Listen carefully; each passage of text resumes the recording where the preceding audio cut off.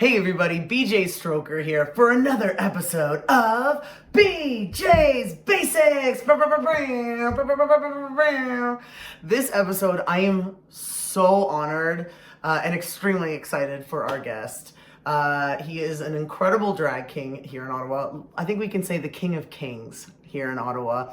He has been such a huge inspiration to me with my drag.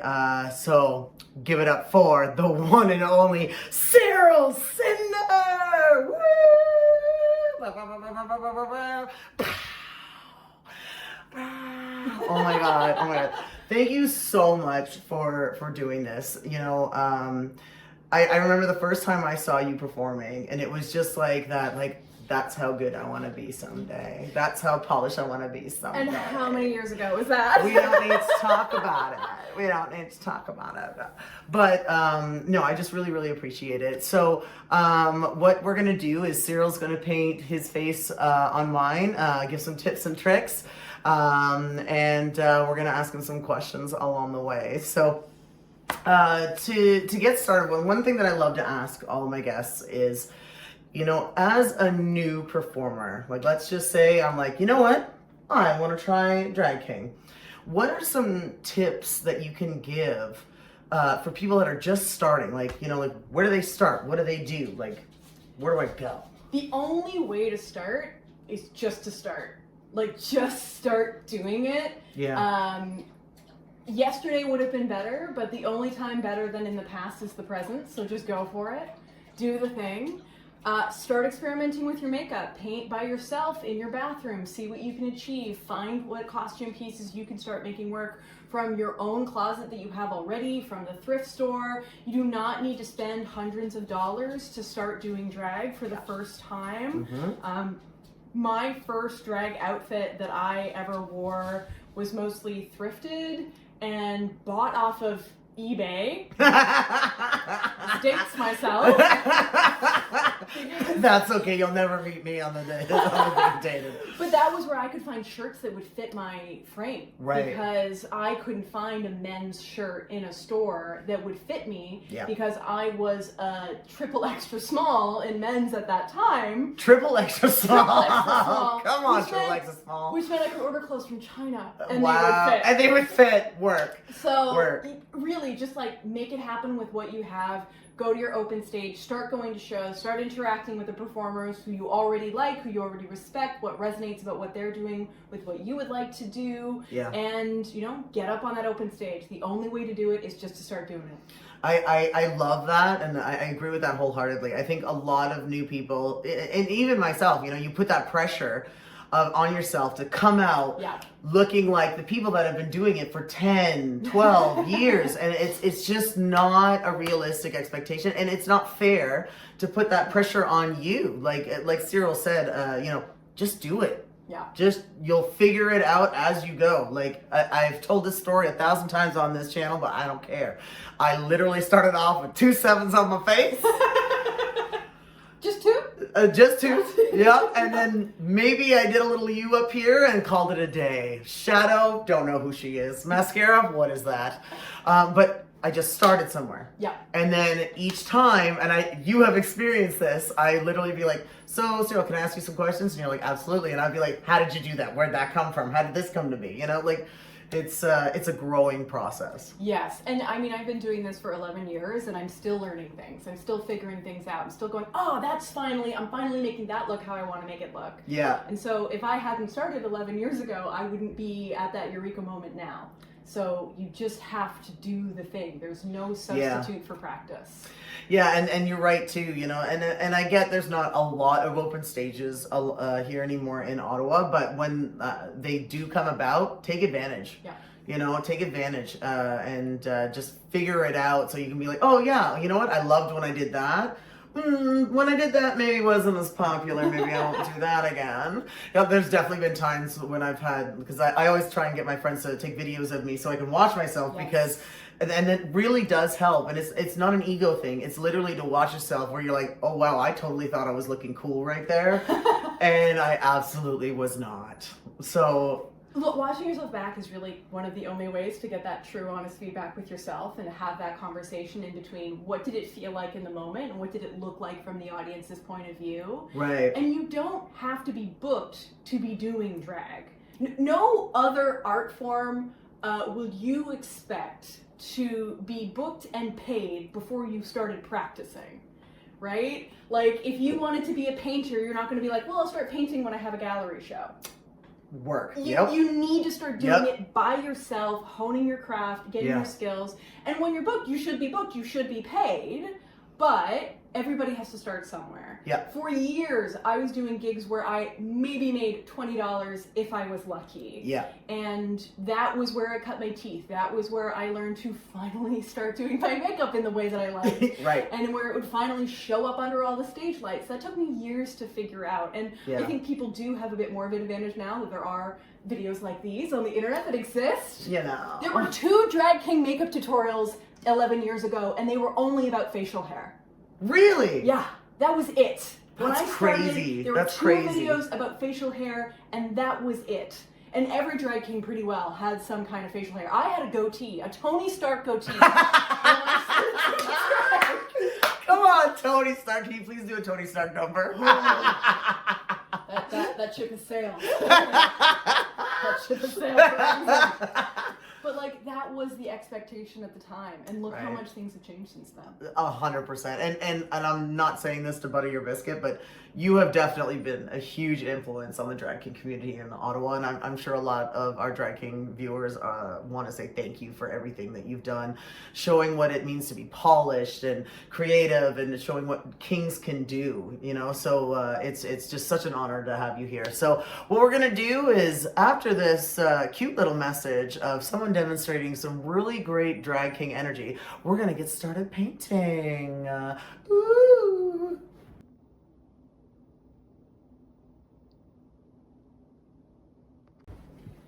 And we're back. So what's interesting is, as we were setting up to start painting, Cyril was like, have you washed your face? I was like, yes. And then Cyril was like, have you washed your eyebrows? And I was like, no. So Cyril had been kind enough to bring me rubbing alcohol? Rubbing alcohol. And a cotton swab. So what are we trying to do here with this? You are getting really in those eyebrows. Don't push too hard because you don't want it to go in your eye. Oh, fair. Let me get you a tissue. Yep.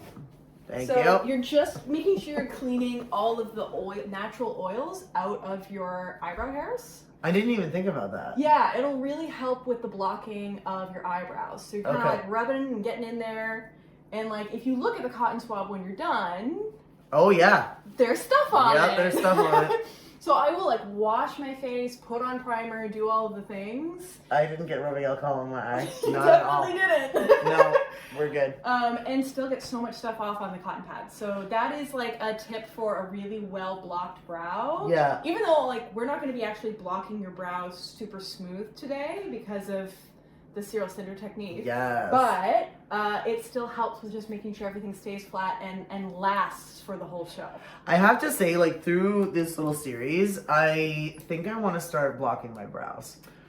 Because, like, so what I do, because I already kind of have masculine bushy brows, They're strong. They're strong, they're large and in charge. So I just kind of take that and extend it. But what I've been noticing through these series is, and I know we've got the Cyril Cinder special going on today, but I noticed that you have a lot more room to play. Yes.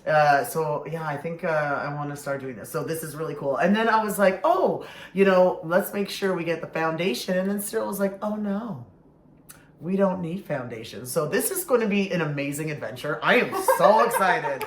So we're going to start off with the brows? We're going to start by blocking your eyebrows. Okay. So good old Elmer's glue and a brush.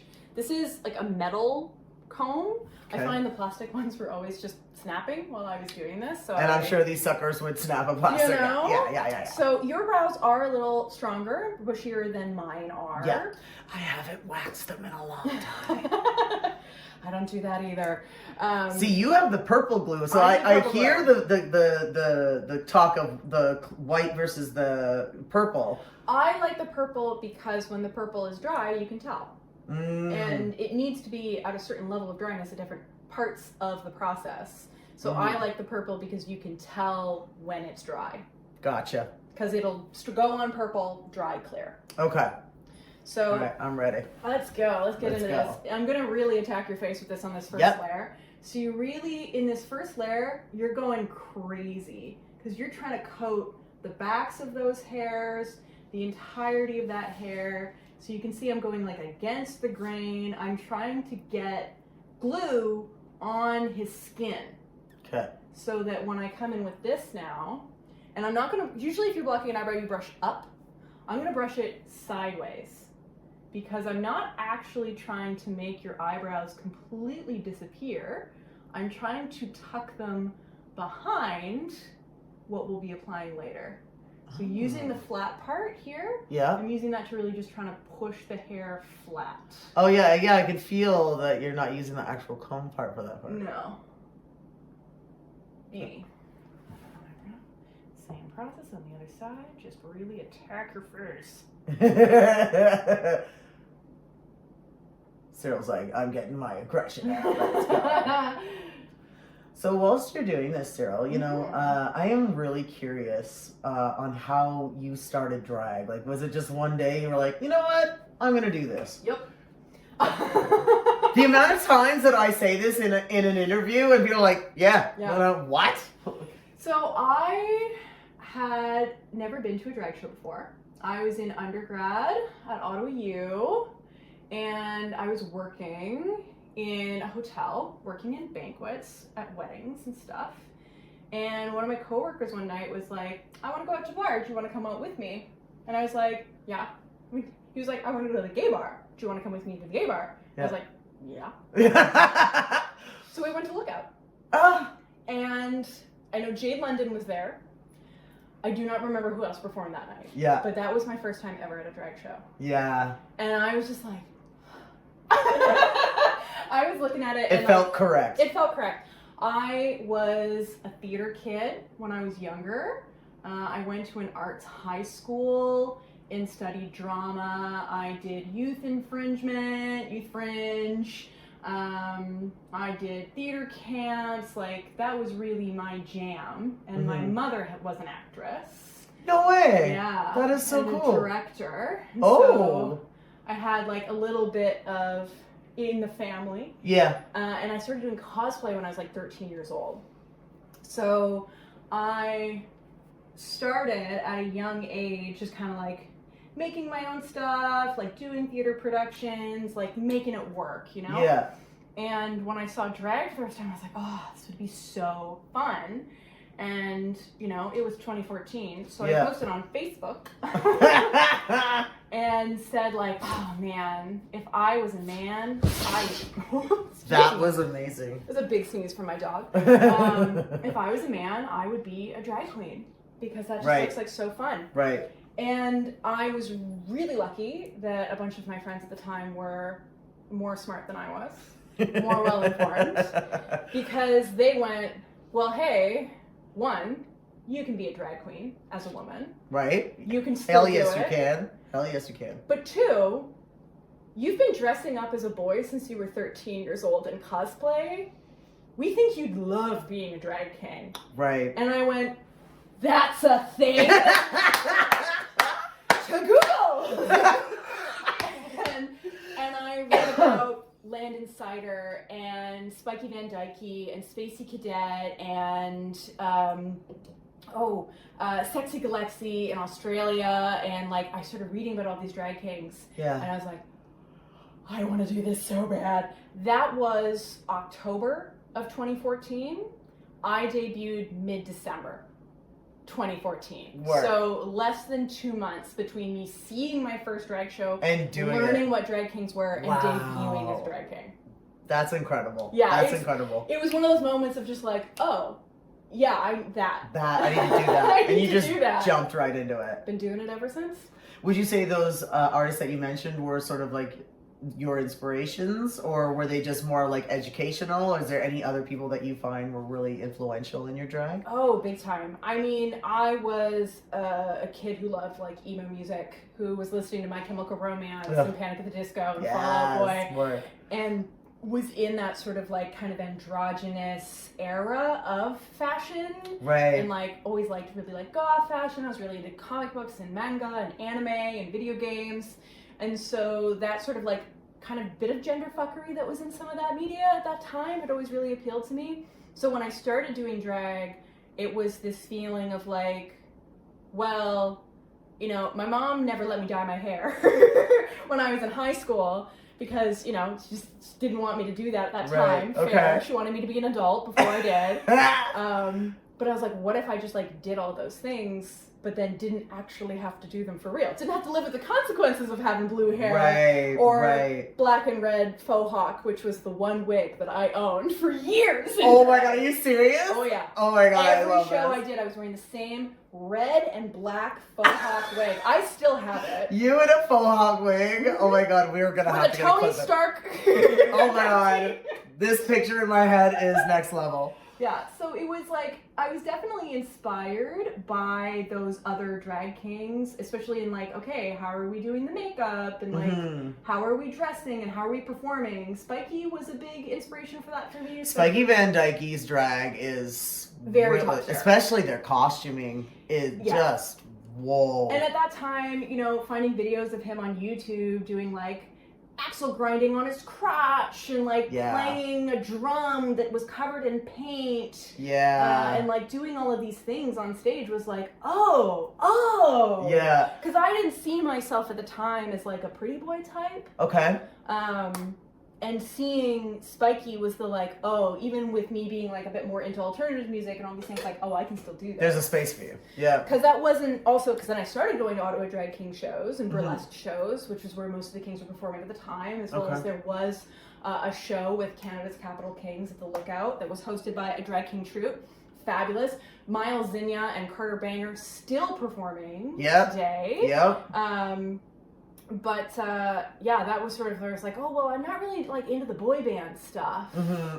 Years later, I found my way to the boy band stuff. But, I think particularly like seeing Spiky and seeing Landon was more of the like, oh, Landon that's Cider where I is see me. Just next level. Next level. Next level. I am now getting powder because we have 3 layers of glue on your eyebrows.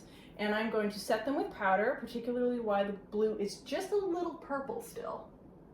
And like, this is where we're gonna maybe ruin your shirt.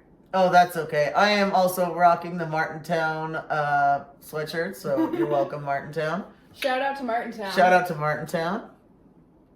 Now, you mentioned earlier that you were really into cosplay. Yes.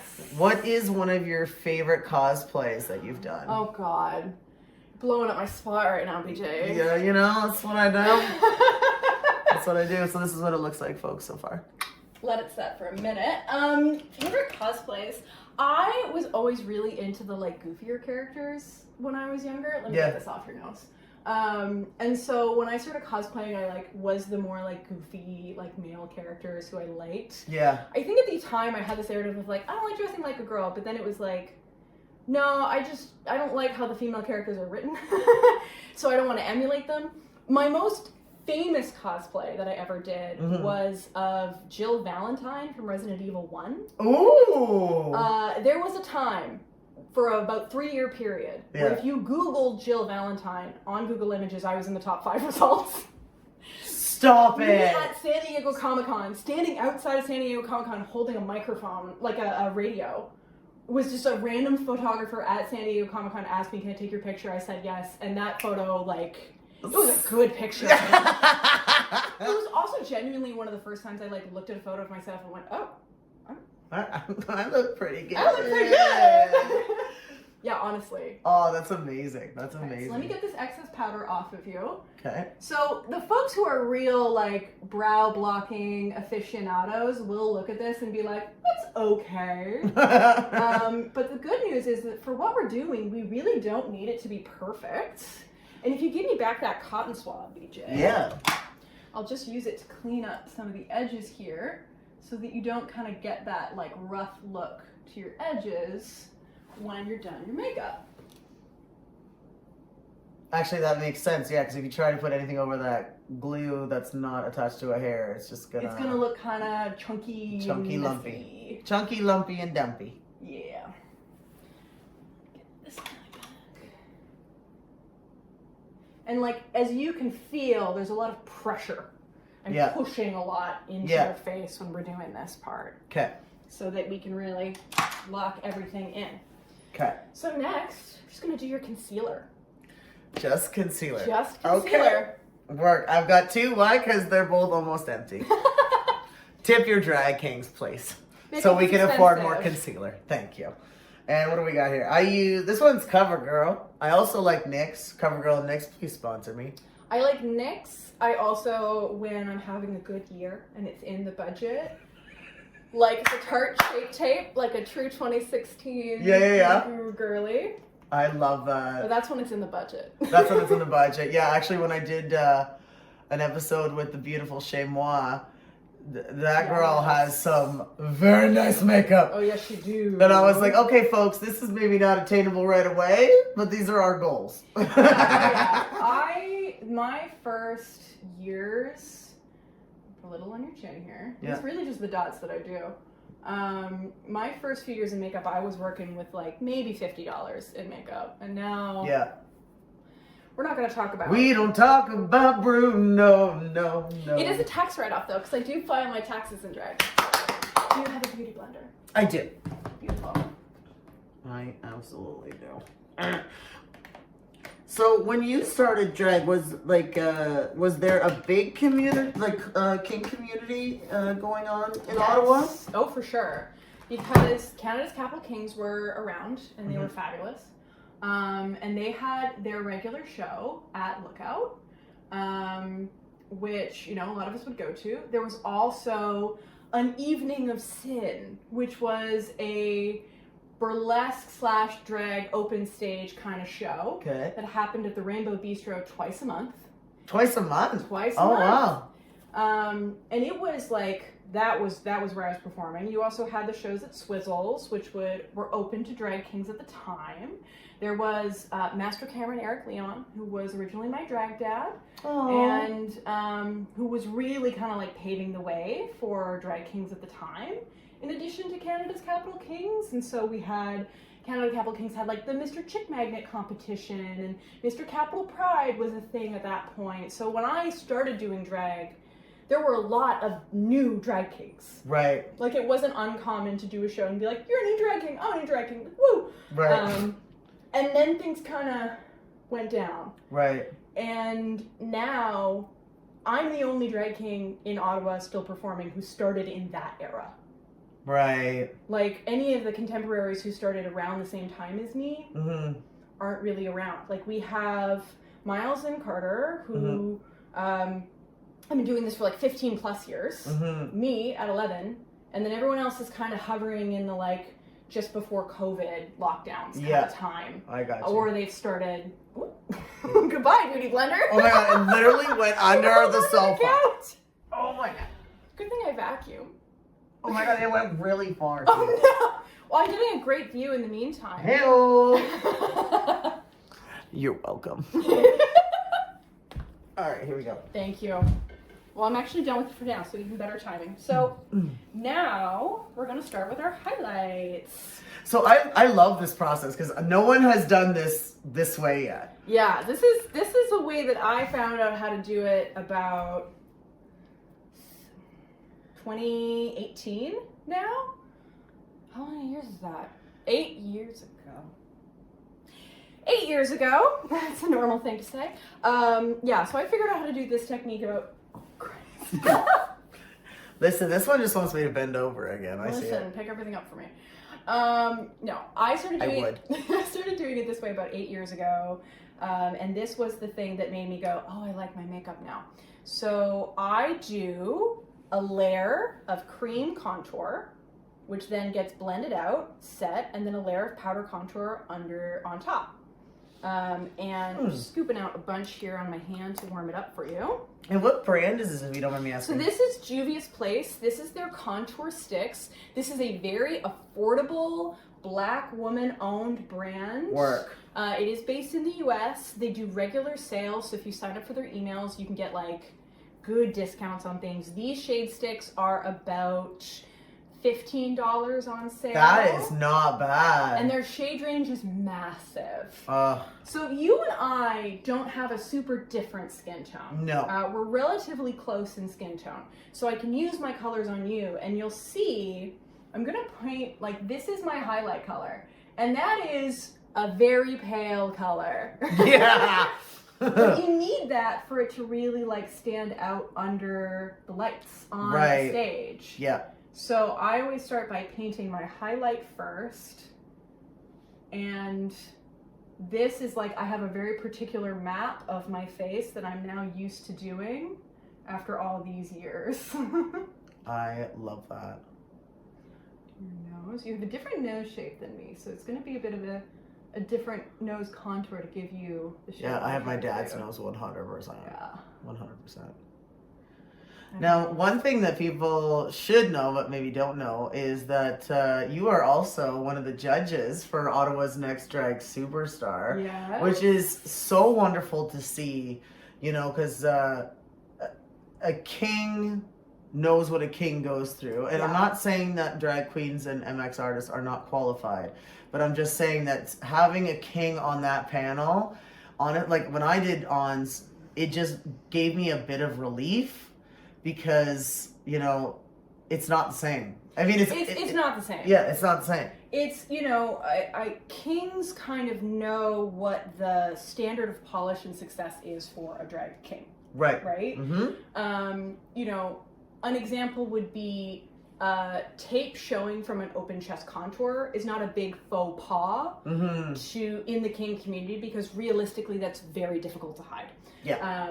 And so it's just kind of like saying like, well, we can see the tape is a little bit like saying to a queen, well, we can tell that you're padded, right? Like, yeah, I know. That's a great example, actually. But it's different if it's like, I can see your black corset through your nude outfit. Then it's like, yeah, maybe wear a nude corset, right? Yeah. Yeah.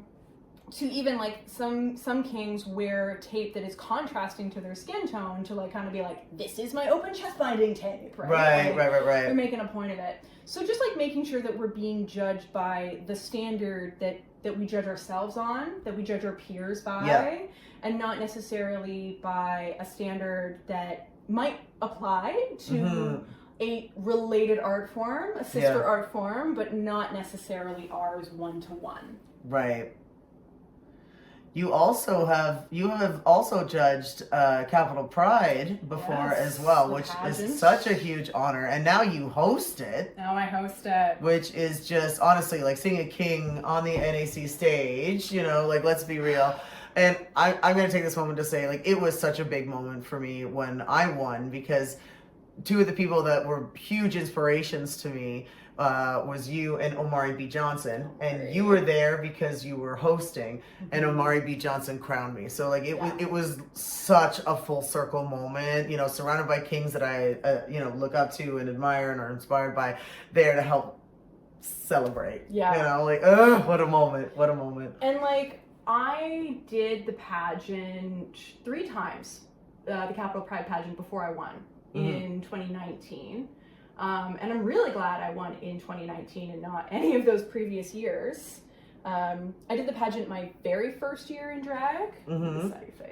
I did it my very first year, and then I did it again in 2018. So 2015, then I took a break because I was living in Toronto and it didn't feel right to compete and potentially win Mr. Capital Pride if I wasn't going to live in the capital. Right. And then came in second both other times, and then won it in 2019, and then in 2020, with COVID and things being so different, the pageant being filmed on a sound stage and being virtual, they brought the 2019 Royal Court back to host the event in 2020.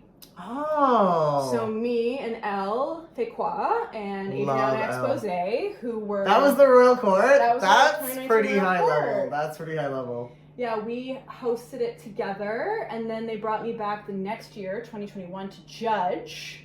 And then I judged it again in 2022, and I've been hosting it since 2023. Which has been, honestly, like, what an honor to be a part of, like, such a prestigious event. Yeah. And, like, frankly, when I was getting out of high school, I was sort of looking at branching paths of my life and trying to make a decision about where I wanted to go. Mm-hmm. And one direction was, do I want to pursue theater? Do I want to try to be an actress? Do I think I can be successful there? Mm-hmm. And the other was, do I want to go to school for psychology and become a therapist? Because that was the other dream that I had had. And I had really struggled in theater, particularly because I didn't succeed at the ideal ingenue image of what a woman needs to be in theater. Right. Right? Like people were like, well, you're supposed to be pretty, Mm-hmm. and you're pretty enough to be pretty, but you're not pretty enough to be pretty on stage. That is so fucked up. It was just, I just didn't. Because out of drag, you're really pretty. Fucking hot. But also, like, I was 18, right, and not confident in myself in the way that I am now, and just, like, very influenced by others. Yeah. Thought I was straight and cis, and, like, the gender stuff hadn't gotten figured out yet, and mm-hmm. I just wasn't happy trying to pretend to be an ingenue. And I was like, you know, the word in the world of theater, the advice often is, if you can do anything else, do it. Right. And so I went, okay, I'm giving up on my dream of being a professional artist, and I'm going to be a therapist instead, and I think I'll be happy there. So it's okay. I made my peace with it. And I never imagined when I made that decision that I would then one day spend hours the only person on the main stage of the NAC to a full crowd. And, like, holding that space. Yeah. I never in my wildest dreams imagined that could happen for me. Right. And so to see how drag has led me here, and the way that I have been given the opportunity to step into those opportunities, right, and do my best to deliver, right, has been, like, I wouldn't trade it for the world. I'm so glad I didn't go to theater school. I'm so glad.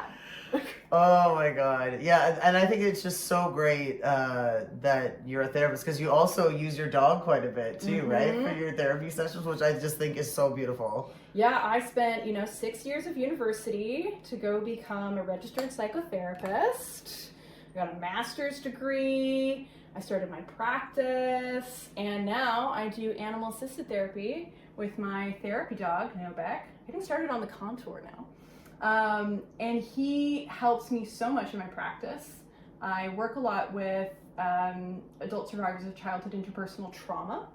And wow. Yeah, it's heavy work. Yeah. It's an immense privilege. I love it. I'm so grateful that I get to do this job, and that this is how I get to contribute to the society that I live in, and help people and use the skills that I've developed. Mm-hmm. But he's just like, he's such a chill presence. He's so calm.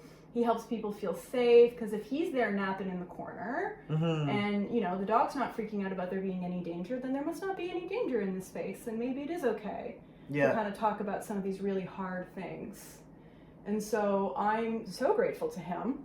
He also then joins me at Drag Storytime. I was actually going to bring this up. Now, before we get into that, I can feel the shapes that you're doing, and it's very different than what I'm used to. So this is what's happening so far. So can you just take us really quickly through why you put the contour where you did? Yeah, so now I'm really trying to put in the shading. And my big philosophy with my contour is I'm not trying to fight the shapes that exist in my face.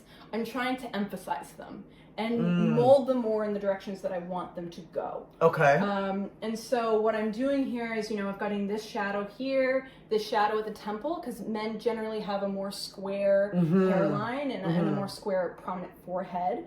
But I don't like the football post that a lot of kings do. So I'll show you how I... This is not a judgment. No.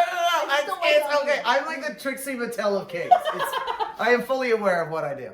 But so when I do a version of it, it's just more gentle. And really, I'm just going to, blend the hell out of it later. Okay. Because all of this is going to, almost disappear later. You'll see. Okay. We're going to get your lip now, too, because I'm looking at... What I found was when I was starting to do drag, and I was trying to figure out, what do I actually want to do here?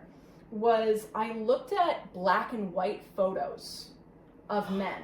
Okay. Starkly, contrastly lit photos that were in black and white of men who I thought had like really the kind of face shapes that I wanted to emulate. So a big one for me was Frank Grillo, who is the actor who plays Crossbones in the Marvel Cinematic Universe. Stop! Because he has this like, he looks a bit like Francois Arnault, who was just in Heated Rivalry. He played Scott Hunter. Yeah. That really like chiseled like face. Yep. And I was like, let me look at photos of him. Yep. And then also what I found is like, what's a really good tool for that for other kings when they're like, well, how do I paint my face? Look for a handsome male actor or model that you like, who has a somewhat similar face shape to you, right? So if you have like a little bit of a rounder face shape, like look at photos of actors like Simu Liu, who has like a more round face. Look at him in black and white photos where there's a lot of like stark lighting, because you'll see where are the shadows in his face, where are the highlights in his face. That is such a good idea. That's what you're emulating when you're painting. So it's kind of like a little bit of a roadmap. It's like if you look at like black and white photos of Simu Liu, you see that his cheeks, he has like a really defined cheek line here. And so some kings, when they're painting like this shape here that I'm doing on you, and that works on me and it works on you, but if you have a bit of a rounder face, it might not, it kind of looks like pasted on, it doesn't quite fit your face. Right. Going more for that rounder circle, but still kind of chiseling it in a way that helps you look real handsome. Interesting. So like, yeah, look at what's already working about your face, what is already making you beautiful, and emphasize it.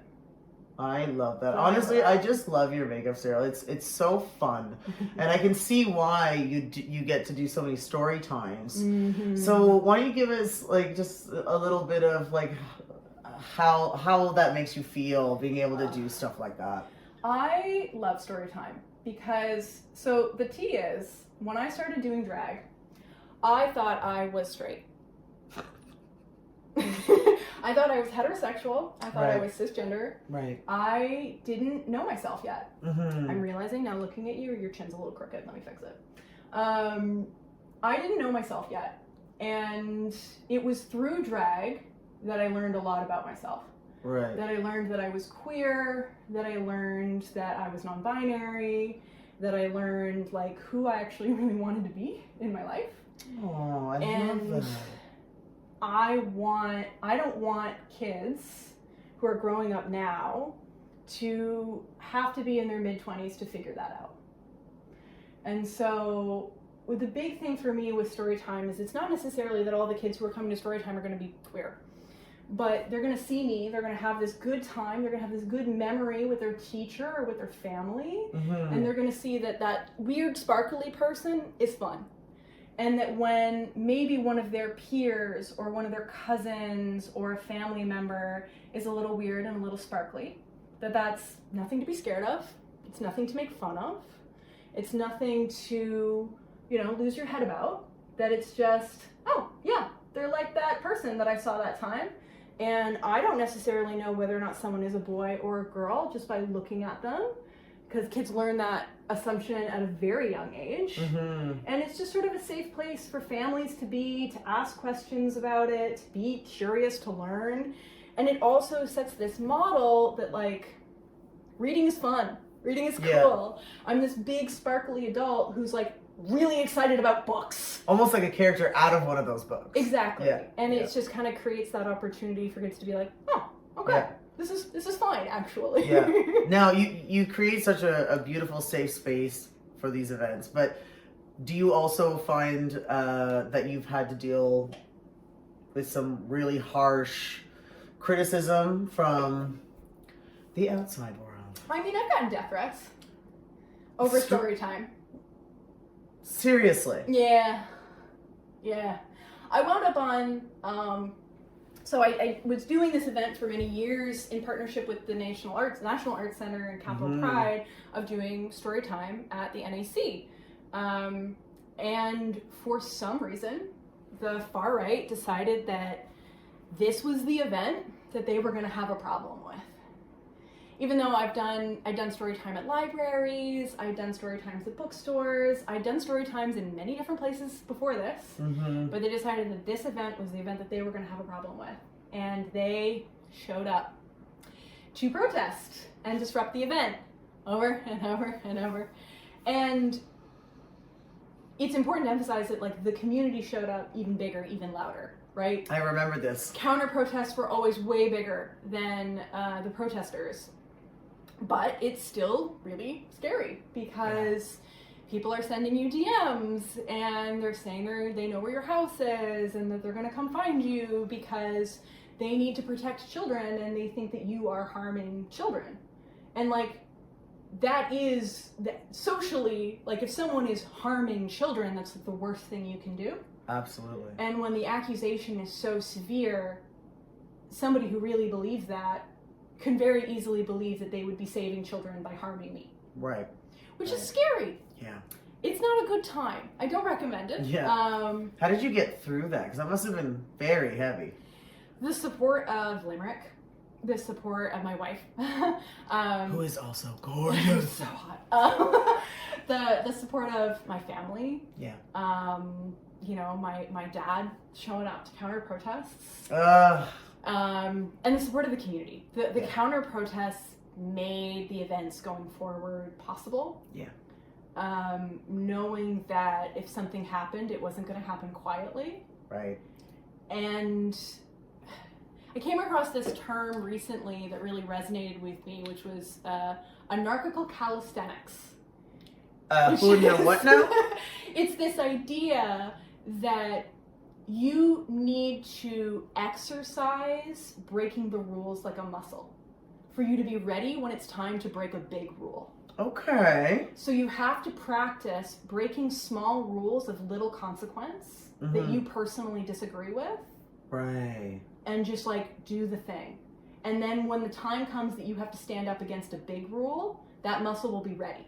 You will be ready to stand up and say no to something that you feel is wrong. Right. And so these little moments of this like anarchical calisthenics, practicing anarchy, practicing saying that is a rule that I do not respect and I will not be following it. Work. And so these like little acts of resistance that I felt like I had been doing over time kind of made it easy that when like, you know, this big crowd of people telling you to not do this thing, be like, nope, I'm doing the thing anyway.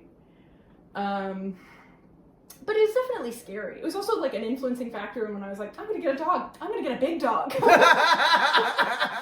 gonna get a big dog. I'm gonna post about my big dog on social media. Anyone gets any ideas about coming to my house? I have a big dog. I have a big dog. Don't worry, I tell people I'm a big dog.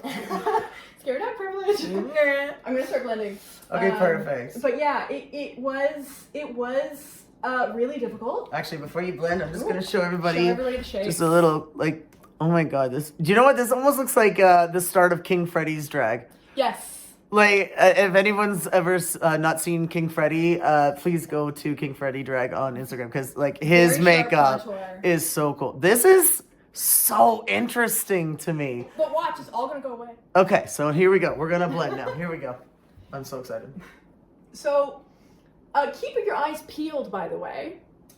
It's been, you know, a few years since we've done story time at the NAC, for a couple of different reasons, but one of them unfortunately being the protests. But yeah, maybe keep your eyes peeled for an announcement in the coming weeks. And that's all I'll say about that. Actually, you also have something else really big coming up. You have an amazing show at the Lookout this coming Saturday. Yes. You want to tell us a little bit about that? Yes, it is my second annual Cyril Cinder's Decade Plus of Drag birthday show. Yay! So I, continuing in last year's tradition, have invited some of my favorite drag artists from Toronto, Montreal, and Ottawa to join me on stage at the Lookout Bar for two shows, 8:30 and 11:30, just like a regular Saturday night at the Lookout. And we are just going to be doing crazy, goofy silliness. It is a lot of non-binary finery. We're going to have some burlesque. We're going to have, it is me It is Amy Chanel from Canada's Drag Race. And I am so proud of her for coming out as a trans woman. Like, I am so proud of her for finding herself. And she is so fucking beautiful. She was already so gorgeous before. Yeah. And like the glow up now is like, girl. Like, what? Leave some beauty for the rest of us. Like, seriously. Okay, so you also have Adorable coming. From Montreal.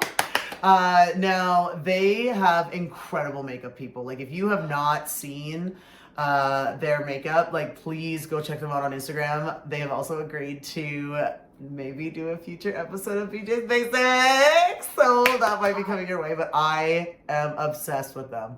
They're so fucking talented. And they used to do a show that was a Kings and Things show in Montreal that was called Under Kingstruction. That was really fun. I got to do a few times, yeah. And just one of my favorite creative minds, an absolute meme lord. So really fun to have that. We're also going to have Caligula. Yay! Former Mixed Capital Pride Caligula. Yes. And we are also going to have Copycat. Oh, I'm obsessed with Copy. Ottawa's Indigibabe of Burlesque. Because I want more burlesque on a Saturday night at the Lookout. Right. So I'm using what little power I have. We are also going to be joined by Polterguy, all the way from Toronto, also known as an alien, a person of just multiplicities. Wow. Okay, I reckon. Yeah. Okay. Very cool. Very cool. Actually, I had the honor of being in your first Decades of Drag, and honestly, like, folks, go to this show. Like, Cyril does not hold back. It was like just high level drag, and the show was just so high level. And I finally got to see your poodle number. Finally got to see the poodle. That's my most famous number. I've been doing it for years. Yeah, so getting to see that live was everything. It's such a great costume. The mask, like the mouth moves. Like, it's just, it's epic. It's That's epic. the number I won the pageant with. Is it really? Yeah. Oh my gosh, no way. Oh my god, that is sickening. That's how long I've been doing that number. I debuted it at the Austin International Drag Festival in 2018. Austin, Texas? Austin, Texas. I've been to the Austin International Drag Festival a handful of times, 3 times, and performed in it. Went to the first time in 2015. It was my first year doing drag. It was only the 2nd year of the festival, and I went. So, like, even if you're a baby, like, go do things. The networking, the ability to, like, learn. I got to meet so many of the drag kings that I looked up to at that time, at that festival. I met Space Cadet, I met Spike Van Dyke. Like, I met all these kings who I'm, like, still following and, like, interacting with to this day. And it's just like, hell yeah, brothers. Like, go network. I know it's especially hard to network now because most of these networking events, these festivals are in the U.S. The U.S. is not good to go to. Scary. But that's why you should attend Thrustfest in Toronto. Yes! Thrustfest is coming to Toronto! Thrustfest is coming to Canada, baby! So it's going to be safe for the Canadians to go to. Yes. I had to turn down my invitation to last year's festival because I didn't feel safe crossing the border into the U.S. I didn't want to be accused of working and, like, receive a lifetime ban from the United States. So yeah. I didn't go. Yeah. But they have, I think I say this, they have invited those of us, those Canadians and UK performers who didn't feel safe going last year, so long as we resubmitted, we're in the festival this year. So, yay! come to Thrustfest. Yeah, applications are open if you want to apply. Until February 28th, and until May 30th if you want to volunteer. You can also volunteer. The festival is run by Throb Zombie, Riley Poppy Seed, and Toronto's own Creme de Coochie. Like, hello! And, like, honestly, even if you don't get in the festival, apply to the festival. Even if you don't get into the festival, go. Yeah. Because that group of drag kings will never be together again in the same way. Right. So, like, go. It's worth it. Even if you're like, I'm not that good yet. I wasn't good when I went to Austin International Drag Festival in 2015. Yeah. And I met people, and I kept working on my stuff, and we still connect online, and now we're hella buds. So. And, you know, my little hope is that Toronto gets to see what Kings could do and maybe start booking more Kings. Because I do notice Wouldn't that be nice? Toronto doesn't book as many Kings. It doesn't. No diss, but a little. Honestly, Ottawa now has, in my view, one of the most integrated drag scenes in the country. Yeah. One of the more inclusive. We Yeah. still have a lot of work to do. Absolutely, but I agree with you. but we have come a long way from when, you know, the only gigs I could do were open stages for years. And For years? For years. Wow. And there were no opportunities for Right. us. Right. So I'm so happy that that has changed now. And I'm also so happy that the age of me being the token drag king of Ottawa is over. Because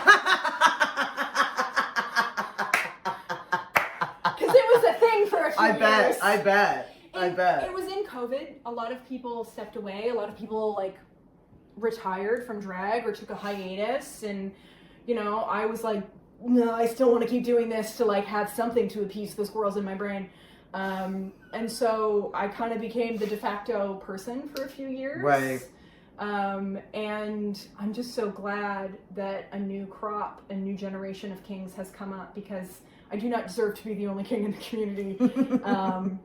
And you know, it was frustrating for years, because I would be asked to do something and I would say no, but like here's this person, here's this person, Yeah. here's that person, he's that person. Follow up with that person. Oh, did you get a DM from so and so? No. So they'd ask me, and if I couldn't do it, they wouldn't ask another drag king. And I was Right. like, Yeah. So I'm really happy that time is over. At the same time, please still book me. Yeah. I'm good at what I do. They're like exceptional at what they do. Please still book me. Yeah. Thank you. And if you're not following Cyril Cinder, which is homophobic if you're not, It's homophobic. you can see them at, is it just at Cyril Cinder? At Cyril Cinder everywhere.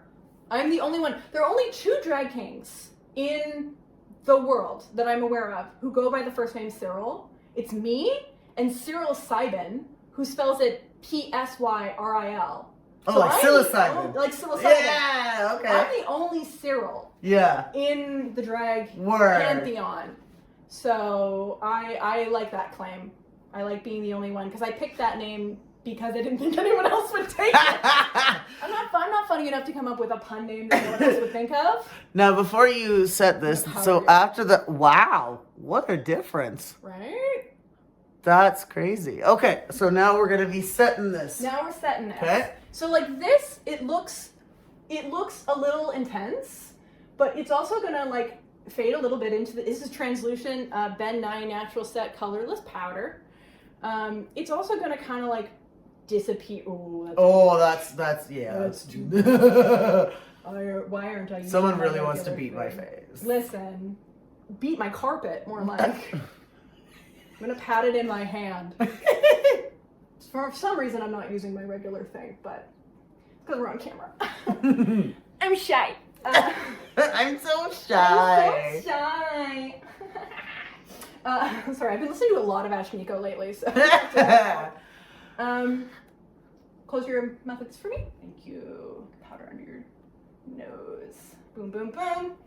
So I don't like bake or anything crazy. Okay. But so this looks like a lot now. You'll see after the powder, it's going to look a little less intense, even though this is colorless setting powder. This is also a professional grade. This is not, you don't buy this at the shoppers. You have to go to a makeup store. I usually get this at Malabar, though sometimes they don't carry it anymore because they're paring down their makeup section because Could you find it at like a place called like Sephora or something like that, maybe? No, not even Sephora. Not even Sephora would carry it. They carry something similar. Is it like a theater powder? Theater powder. Okay. So we've let it sit for just a minute, and then we're gonna dust it off. And this is because I know you're a sweaty Betty. I am 100% a sweaty Betty. I'm not an especially sweaty Betty. Can't relate. This is something I've been blessed with. That to the point where I don't. This might be TMI. I don't wear deodorant. Really? Yeah, because I don't. I just find I get irritated if I try, and I don't really. You're not a stinky. I just don't sweat. It's the connective tissue disease. You have connective tissue disease. I do. I have hypermobility spectrum disorder. I am a disabled boy. So what does let's just pretend I'm dumb, which I am. What does that mean, if you don't mind talking about it? So let me. I think it's better for me to just show you. Oh God, what's about to happen? All of my joints are like this. Oh wow. Okay. Like Okay. Everything's Wow. kind of. Wow. Touch. Woohoo! That's my Brighton score. Wow. So, the long story short is that when I was born, being 3D printed in my mother's body, my body did not receive the correct instructions on how to make collagen. Okay. Collagen is the most common protein in the human body. It's in all of your joints, it's in all of your organs, it's in your skin. And as a result, everything is too stretchy. So I'm hella double jointed, very loose, like... I heard that about you. I don't think you can necessarily see it on camera, but so this is a shoulder in its socket, right? Yeah. That's out. I'm just tugging on my wrist. And you get like a big, oh, you can see the dent, yeah. Yeah, you can. Yeah. That happens just all of the time. My shoulders dislocate. It's not even painful. So they just like dislocate and relocate, like whilst you're performing, is this happening? Yeah. Wow. My knees bend backwards and like all of these things. And as a result, like I'm more prone to injury. Right. You get way more fatigued because of it. Right. It impacts your like immune response and like different things. So as a result, I have chronic fatigue. I get sick pretty easily. I can injure my joints quite easily. I have a hard time feeling where my body is in space. I have a hard time building muscle. So it's hard for me to become very strong. Okay. And if you can think of it this way, because the muscles are really stretchy, they'll sort of, a stronger, more developed muscle that you use more often, when you go to do something that you maybe do a little bit less often, will go, oh, I can stretch and do that. Which means that the muscle that's supposed to do that gets weaker and weaker and weaker with time. Interesting. So okay. some of your muscles are overdeveloped, right. and a lot of them are underdeveloped. And so you're kind of like not moving your body how a body is supposed to move. Okay. It's one of the reasons that I wear my padded nude illusion suit. Right. Because when I'm performing in drag, I have my binder on, I have a layer of spandex from my toes to my neck to my wrists. I then have padding, and then I have another layer of spandex on top of that, and another layer of spandex on top of that. And it sort of like holds me together, so I can't bend as much as my body would naturally want to. Right. And it's almost working for me like KT tape does in holding my joints together and creating resistance, but also in creating biofeedback, because I can feel the suit on my body, so I have a better sense of where my body is in space. Wow. Which I didn't think of that at the time, that I was like, I'm gonna wear a padded bodysuit. I was just like, I want to look like I have muscles. But then I found out that like, no, this works really well for me actually. That's brilliant. That's brilliant. That is absolutely brilliant. So this might be a stupid question, but because you're so flexible, do you not stretch before you perform? Like, can that be bad? So I want to warm up before I perform, but like I'm not supposed to do yoga.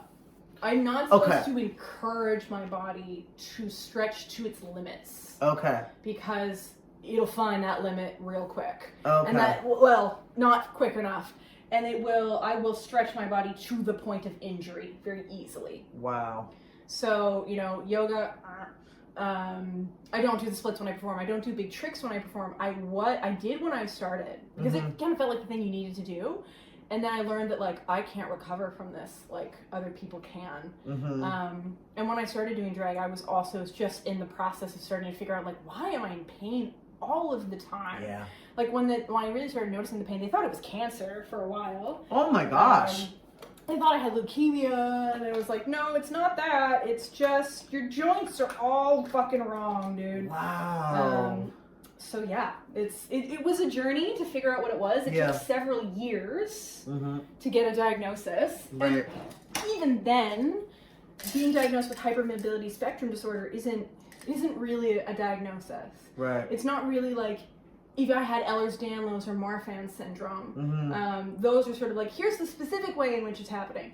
Hypermobility spectrum disorder is like, well, we don't exactly know how it's happening. We just know that it's like these other conditions. Okay. So yeah, it's not the most fun thing to live with. So as I put my mug of clean brushes on the table. Emphasis on the clean. Like, I also can't relate to that. I But- have one for clean brushes and one for dirty brushes, so when I use them, they go. That's amazing. But you know what? You mentioned something that I think is really key for our viewers to like remember is respect the body that you have and understand and respect the limitations that you have. And I appreciate you being honest and saying at the beginning you felt like you had to do the splits. You have to do Shablam. I am 967 years old. I am a survivor of Guillain-Barré syndrome, which means I can't do any of that shit or I will break in half. Yeah. So I have, done some things. And I not once did a death drop or a split, like No focus. dips. No dips. Focus on what you are good at and just make it the best that you can. Don't feel like you have to do these crazy tricks that are going to hurt you and really have some serious repercussions in the future. Because who knows for how long in your life you are going to do drag, Yeah. but you are going to live in your body for the rest of your life. Yeah. And you need to take care of it and you need to respect it so they can take care of you in turn. And so, there are absolutely physical sacrifices that I continue to make for drag. Every time I got COVID, I got it at a drag show. But it was still like I make that decision consciously and with respect to my limits now. Right. And there might be a day where I sort of learned that those limits I have to adjust again, and things get smaller, and then it's like, okay, do I do fewer shows where it's 8 numbers in a single night? Do I do Gee, I wonder what that is. Do I not do brunch where it's like 7 numbers, just me and one other person, and then driving from Toronto to Ottawa back in the same day? Oof. Right? Like when I travel, I always try to get into the city where I'm performing the day before. Yeah, I have a rest day. Yeah. If I travel far, my body does not react well to sitting in the exact same position for a very long time. Like I have to move pretty much every 5 minutes or my body starts locking. Yeah. And like a lot of people at drag shows, they're always like, oh, sit down or just relax. And I'm like, if I sit down, I won't get back up. You know what I mean? So it's just understand your body. Anyways, back to what are we doing right now? We're going to do the powder contour now. Okay, so like this has been an amazing experience so far. So like it's such a cool process that we're getting to go through this. Okay, so here we go. So what I haven't done is what I would often even do on my own face is I would even like take some white and add it onto the light spaces. Because the highlight has actually taken to your skin really well, I don't feel the need to do that. I actually think I'm actually maybe a shade or two paler than you. Okay. But I would take literally clown white cream and put it on those big highlight spots. You don't need it, so we're not going to do that on you today. So I've already set you, so you're fine. But now we are going to darken up our contour with eyeshadows. This is a magnetic palette where I put some of like, oh, that's so cool. regulars. I just thought you like literally broke all of them in there. I did. I broke these to get them out of the pan. Actually, these are singles from MAC. But I like a good, you want for this kind of look, you want a gray toned brown. A gray tone brown. Gray tone. May I ask why? Because shadows are blue. Shadows are blue. If you go outside, it's winter right now. Go outside in the daytime, in a snowy area, and look at the shadows under the trees on the ground and on white snow, and you will see a blue hue to the shadows. Huh. Shadows are blue. And I learned this, my wife has a degree from OCAT, so she teaches me the color theory. I also learned this from listening to Hercules, who contours with blue. Fully contours with blue. And so to get a more, because what happens sometimes if you take most browns are really warm. And if you take a brown that's too warm, it's not giving shadow, it's giving, you've got too much bronzer on. And that's where you also kind of get the like, are you trying to change your skin tone? Like it doesn't look the way you're wanting it to. It's not going to give contour. It's just kind of going to give bronzer, which we don't necessarily want. We want this to look intentional. We want it to look like a shadow. And I'm going in with the lighter color now, and we'll go in with the darker one in a more fine-tipped way later. But this is just to bring some of the depth back into the cream contour we did earlier, but that we lost in setting it properly so that it'll last all night. Okay. So yeah, you want it blue so it will actually read on your face as a shadow. Drag queen faces are all about light and highlight, and drag king faces are very much about the shadow. We have way more room to play with shadows than they do. Right. That's actually a really good way to say that. So you see, compare the depth on this side to that side. Oh, yeah. Holy shit. Yeah. Now give me the other side of your face. Boom. This is different because when I'm painting my own face, obviously I'm staring straight ahead in the mirror. It's a little bit easier to make things even. You know, I'm just here to challenge you so you can see how amazing you are. Fucking fuck up. Take me down a peg. Lord knows I deserve it. No. You deserve to be on all the pedestals. No, that's one of the things I love about the drag king community, and like watching things like King of Drag, for example, is what a big moment. when it's good, it's that like king shit. It's like how we uplift each other as brothers and like really show up in drag. Like I love kings of just, we've all been through some shit, you know?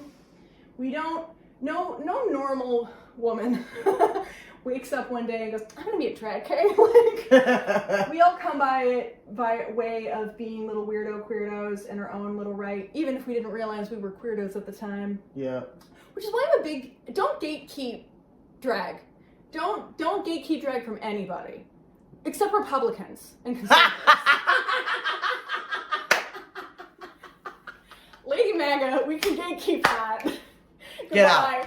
Bye. But don't gatekeep drag based on an identity that's not political. I don't want to see conservatives in drag spaces. But let anyone do drag because you don't know what journey they might be on. When I started drag and I thought I was cis, I thought I was straight, I thought I was a heterosexual woman. And without drag, and without the spaces that that gave me access to and the examples that I then saw in that community, I might have never figured it out. I might have been a tragic bisexual who never realized this part of myself existed, never got to be on stage again, never got to do any of these things. And so I'm so grateful to drag, and I'm so grateful that nobody gate kept me out of that community because I was straight. Right. Now, if you're a straight drag artist, maybe don't take the Pride gigs. Let the paid opportunities at Pride go to the queer performers. You know, be an ally to the community is necessary. You're engaging in a queer art form. Make sure that you're respecting the queer community that it comes from.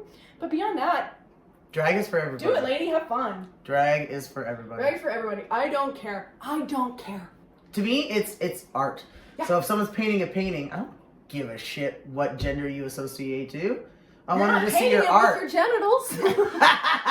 Well, that could be an OnlyFans kind of thing. I sold many a butt painting at a burlesque show when I was hosting burlesque shows. I used to host burlesque in the Bourbon Room every single month. I was the first host at the very first burlesque in the Bourbon Room. Stop it! La Duchesse Derrière was the guest.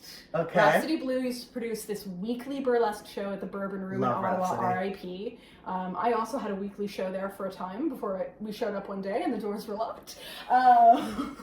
Wait, is that how it went down? Oh, I'm still owed hundreds of dollars by the manager of that venue because he hadn't paid me for weeks leading up to that. And Dude, give Cyril his money. I paid the performers out of my own pocket, while also respect to several of the performers were like, it's okay, dude, it's fine. But you know, for some people, I knew that money might have been the difference between them making their rent or not, and it wasn't that for me. And I was in an incredible position of privilege, and so I was like, oh, I'm going to pay these people. But oh no, I'm hundreds of dollars. Wow. By that person.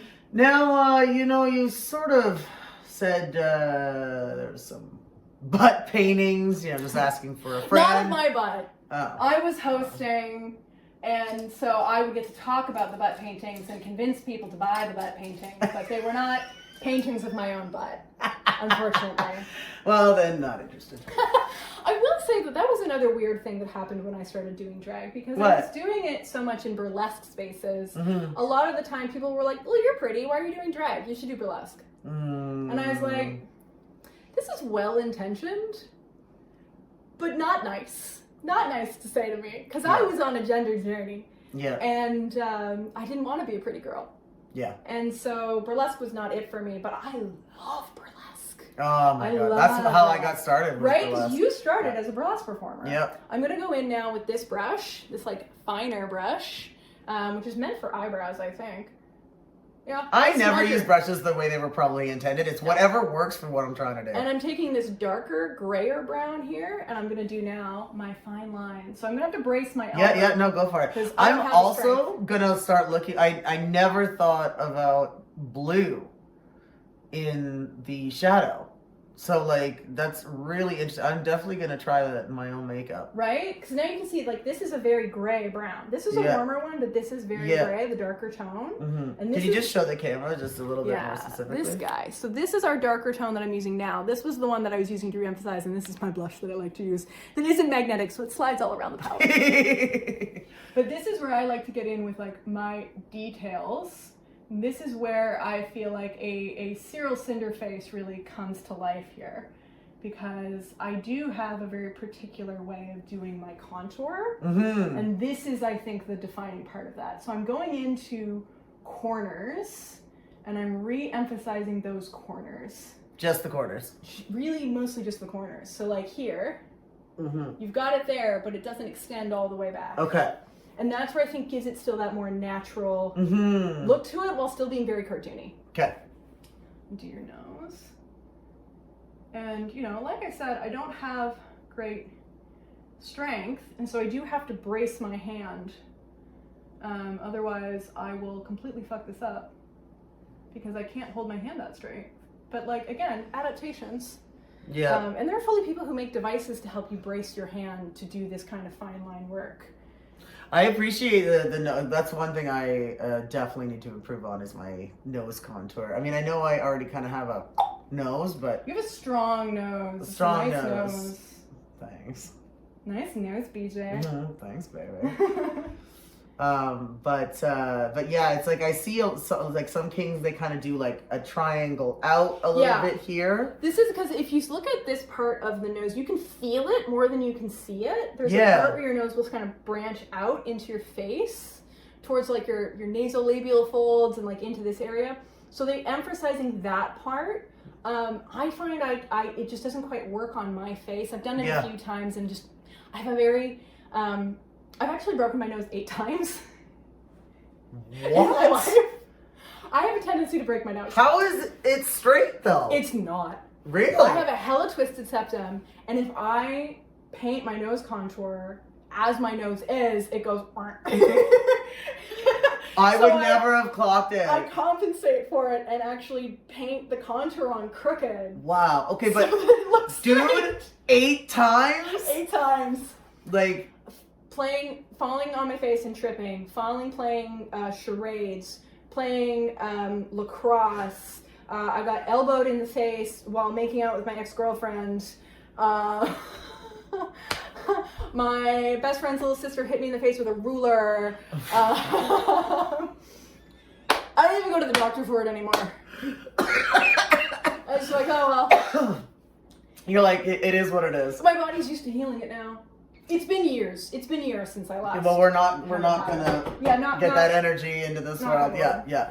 I Okay. need to get. Yeah, do you need me to move? I'm gonna move over here. Okay. So that I can get this and still brace myself properly here. This is why I'm not a professional makeup artist. Can you imagine? I think you'd be in a lot of pain. Yeah. Oh my god. You'd be good at it, but in a lot of pain. My girlfriend Fiona, it's the same thing. They used to be a hairdresser. They were really good at it, but because of their condition, Yeah. just their body could not handle it. So they did the brave decision to Step away. away because they knew like you said earlier, this is a body I have for life, and I have to make sure it's gonna keep going a little bit longer. I need it to last my whole life. There's no warranty on this bitch. Right. Yeah, I could really use a warranty on some of my parts, let me tell I you. mean, Yann Barré's no joke, man. It definitely isn't. Actually, I had such an incredible experience. I did a show at the Lookout, actually, and I was singing a song. It was actually Hometown Glory by Adele, and it's a song I've always wanted to sing, but I lost my falsetto voice because the nerve damage in my vocal cords. Okay. And just from singing and practicing because of drag, I started hitting just a couple of falsetto notes, and so I was able to do it. So I was telling the story on stage, and after on break, this person comes outside, and they were a doctor, and they're like, I treat people with Guillain-Barré syndrome. And she was so sweet. She was like, I'm so used to dealing with people when they're at their worst, to see someone who's survived it and now doing drag. And the biggest compliment she said is, I am taking this as a learning experience that I'm going to tell my patients to find something to work towards. They're like, look at what drag did for you because you had a focal point. I'm going to get my patients to do that. So I literally was like, oh, that's so cool. And then walked away and bawled my eyes out because I'm like, I just influenced a doctor on how they're going to like help GBS patients. Like, anyways, that's amazing. Drag is so fucking amazing. It is. And like, this is one of the things I love about drag so much. And this is maybe a little less true in the wake of like Drag Race, and some people do it because they're like, I think I can be a famous drag king, Kings can't get on Drag Race. We have Velma / Johnny Jones. It was a dip a toe. I would say Johnny at least got the dip a toe for Kings. Dip a toe. But so far, someone like, Velma could still fit in that queen shape box. Yes. And so far, someone who doesn't fit in that queen shape box, even though they have tons of drag things on that show, has not been able to compete. And, just that hope that like, one day we still could. But as a result, no kings are becoming drag kings because they're like, I'm going to get on Drag Race one day. I'm going to win $100,000 and I'm going to be great. Right? Yeah. So you got to do it for the love of the game. Yeah. You got to do it just because it's fucking fun. And it is. I'm going to give you a little butt chin now. Because I have a butt chin. And so if I'm making you into me, but with a lovely BJ stroker veneer, you gotta have a nice butt chin. And a good Cupid's bow. That's always a big one, I find, for the kings. Yeah, are you filling the Cupid's bow in with the darker one? Okay. So now I'm gonna blend some of this out a little bit. If you want to show the camera where we've put our deepenings. I got everywhere. Actually, I missed a spot. Let me get in. So you've already naturally got these lines right here, right? Yeah. It's called being in your 40s. I have them too. But it works to my advantage. Exactly. Because the male brow, if you have born with testosterone in your body, it tends to just be a little bit stronger. And so why not embrace? Right? Like, I got a jaw. I know I got a jaw. But that works so great for drag. That's also my drag son, Florian, has such a bam jaw. I'm so envious. I'm like, dude, this is the best jawline for a drag king ever. You have so many drag babies. I do. You're making a lot of sons out here. Get around, BJ. Well, I think the biggest thing for me is actually two of them is because I did a workshop at the beginning of 2025.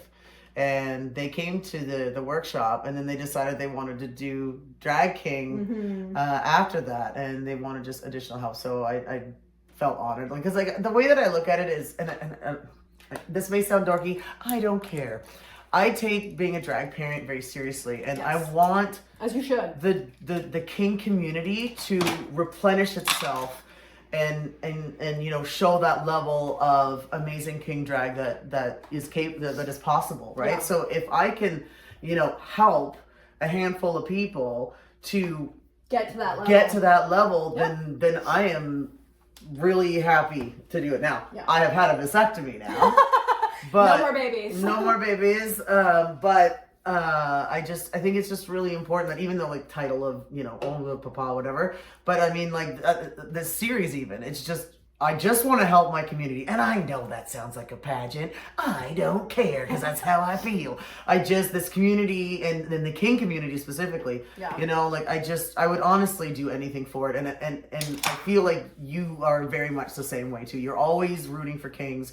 You're always showing such good examples and representing the king community so well. So it's just, I think we both kind of have that mentality of the king community is very precious to us, and it deserves to be, uplifted. Yeah, and I don't reproduce as often as you do. But you're like the dad of Ottawa Kings, though. My default. You know how Kiki's the mother of Ottawa drag? You are the dad of Ottawa King drag. I think Guy might have something to say about that, but that's Kiki's husband. Yeah. So now I'm going to give you some blush.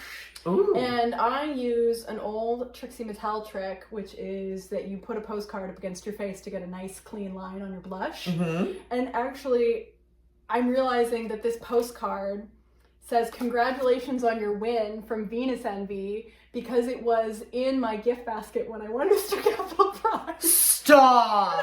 Are you serious? And you still have it and you still use it. It's still in my makeup bag. It's your lucky card. Right? This is my lucky card that I won all those years ago. So I'd like to bring my blush up into my temple and then just a little bit more into the cheek, but it's more concentrated at the hairline. I'm gonna dab a little more on there. So again, you're just putting the card up against where your contour is so that you're not mussying it up a little bit, and then just a little bit on the inside. Bam. So you went right in here. Interesting. Right on top. Okay. So this is to warm up your face because we've just put a bunch of dark, cool tones on your face. And so my goal with the blush, and I only started wearing blush a couple of years ago because like Tenderoni is big into blush for drag kings. And I saw a video of him being like, "Wear more blush." And I was like, why don't I wear more blush? It's funny, I was the same way. I did not start off using blush. No, and kings never used to. Yeah. But I do find, because I transitioned from burlesque to drag, like there's certain things that take me out of my fantasy. Like one is lashes. And I know a lot of kings wear lashes and they look amazing. It just takes me out of my fantasy because then I'm like, oh, I feel burlesque. Because burlesque for me, whenever I put my lashes on, I was Veronica. Do you have anything like that when you get into drag? Is there like one thing that you do that you're like, oh, it's the eyebrows. It's the eyebrows, right? I know it. These eyebrows are so iconic. It's the eyebrows. Just gonna put a little on your nose too. Okay. And I get a little bit on the neck. So touch that up for me. Thank you. Just about blending into your neck. And normally I would also paint, I like to paint an Adam's apple on as well. But do you really just do a circle or like? I do a fleck on my Adam's apple. So you find your Adam's apple, put a fleck of white, a little circle of white. Okay. And then with these same colors that when you're doing the rest of your face, it's just a little tick around one side on the bottom. Okay. And a little bit around the top on the other side. Okay. So you're kind of like almost it. Like this way though? Yeah. Okay. So you're just kind of like creating a shadow and a shadow. Cool. That's actually good to know because I know I've tried it before, but I've gone from each side and it's weird. It's too much. Okay, so go more. So it's very delicate. It's a very little delicate thing that you just top right on there. And like you look at your own anatomy, where would it naturally go? It's where your voice box is. So you find your voice box and you do it. And I like to paint into my neck as well to give me more of those like. These lines. Okay. But we're already yapping so much. This episode's gonna be long. Yeah, but it's gonna be very educational. Yeah, just a little bit in your cheeks. Blend it out, warm it up. Hell yeah. Okay. Oh, I am liking where this is going. Okay. So, next, we can do your eyes or we can do your lips. What would you like to do, sir? Let's do eyes. Eyes. All right, eyes it is. Now, as we're about to do the eyes, take this little intermission to check out this incredible drag king energy. Spin, spin, spin, sit. Wasn't that amazing? Oh, the drag king energy is real. Okay, so now we're gonna start with eyes. Yeah, so what do we have going on here? So we are going to do, people on this show, they've showed you how to do the cut crease before. So I'm going to show you a very dramatic halo eye that is a shape that I do sometimes. Sometimes I do like standard cut crease, but this is a shape that I do sometimes that is especially when I need to do big color fast. And I know you like to do a big colorful eye, and so I think this is like also like a little bit of a variation on what works well for BJ. It's cream. It's cream. Ooh. So just like we used cream and then powder on our face, I'm going to use cream and then powder on the eyes. Interesting. Okay. Because what I find is that, sometimes the color just on the shadows doesn't quite pop like you want it to. Yes. You can use a great, eye primer and it still just doesn't quite give you that, something. So using a cream palette, like this is literally like cream face paint, get in there and add a nice base for it that we will build on with our shadows. Okay, I'm here for it. What is this palette, by the way? Or I think the name, CC Beauty. Yes. This is like from the internet 10 years ago. From the internet. The internet made this happen. It is a dupe of, I think, of a Makeup Forever professional palette. Okay. But it was relatively inexpensive. But yeah, you can find like cream colors, water activated colors are another good one. Maybe not if you're a sweaty Betty, but they're an option. So I'm gonna ask you to close your eyes. And like we're going full Frankenstein green here. Oh my god, I love it. I've never done green before, actually. I know. I noticed that green wasn't really in your pantheon, so I wanted to I'm starting to, sometimes it's so funny. I don't know if anyone else is like me, but like sometimes I get scared of colors, like certain colors, and I'm like, I don't know how to make that work. But then all of a sudden you just like, okay, I'm just going to practice in my room, and then you just slap two colors that you thought would never work together. And then you're like, this is the greatest thing. Oh, wait, ever. Am I a genius, actually? Like, right? So green, purple, and red are my favorite shadow colors to do when I am painting. So look up for me. Are you an eye waterer, BJ? Do your eyes water? My right eye does. Okay, that's good for me to know. See, the good thing about these is because they are oil-based creams, they won't run too bad when you cry. Oh, okay. Oh, I definitely cry about my life choices, but That's what drag's all about, baby. Ba-da-bum. Close your eyes. Thank you. But like, how many years have you been doing drag now, BJ? Like, you're getting... I'm about 3.5 now. Oh, only 3.5? Man, I feel like you've been around forever. Yeah, no, I've had quite it does blow my mind. Like, when the last pageant happened, I'm like, I've been Mr. Capital Pride for a year already? Right? Where did the time What go? happened? Like, I won Mr. Capital Pride 2 years in, and then all of a sudden it was 3 years, and I was like, whoa. Hold on. Where did the time go? Look up. I'm gonna go steady my hand on your head there. Yeah, the pageant is, I think, really especially warps my sense of time. What always really tragically stands out to me was when I started hosting and judging the pageant. In 2020, there were no Mr. competitors. So that category was completely empty. That's crazy. So there was only a Mix and Miss Capital Pride that year. And then the next year, the year that Ben Dover became Mr. Capital Pride, he was the only competitor that year. So one by default was unchallenged in the category, which was just like, it was really sad because it had been a really thriving category just the year prior. Yeah. And then everything kind of dried up in COVID. Right. And I'm really glad to see the category sort of coming back and being stronger again. Yeah. But at the same time, there's always 4 in the Mr. category. And never and 5. I in the know. Other 2 categories. Same in my year. It was only 4. Yeah. So I've noticed that, and if you look up for me, thank you. And I know it's not for lack of trying on Capital Pride's part. I know there was supposed to be a 5th Mr. competing this year, but they sort of realized very close to the pageant that person actually didn't live in the Ottawa area. And they're like, oh, that is a rule. You do have to live in the capital. That didn't used to be the rule. That changed, I think, in 2019. In response to the Mr. winner in 2018 being from Montreal.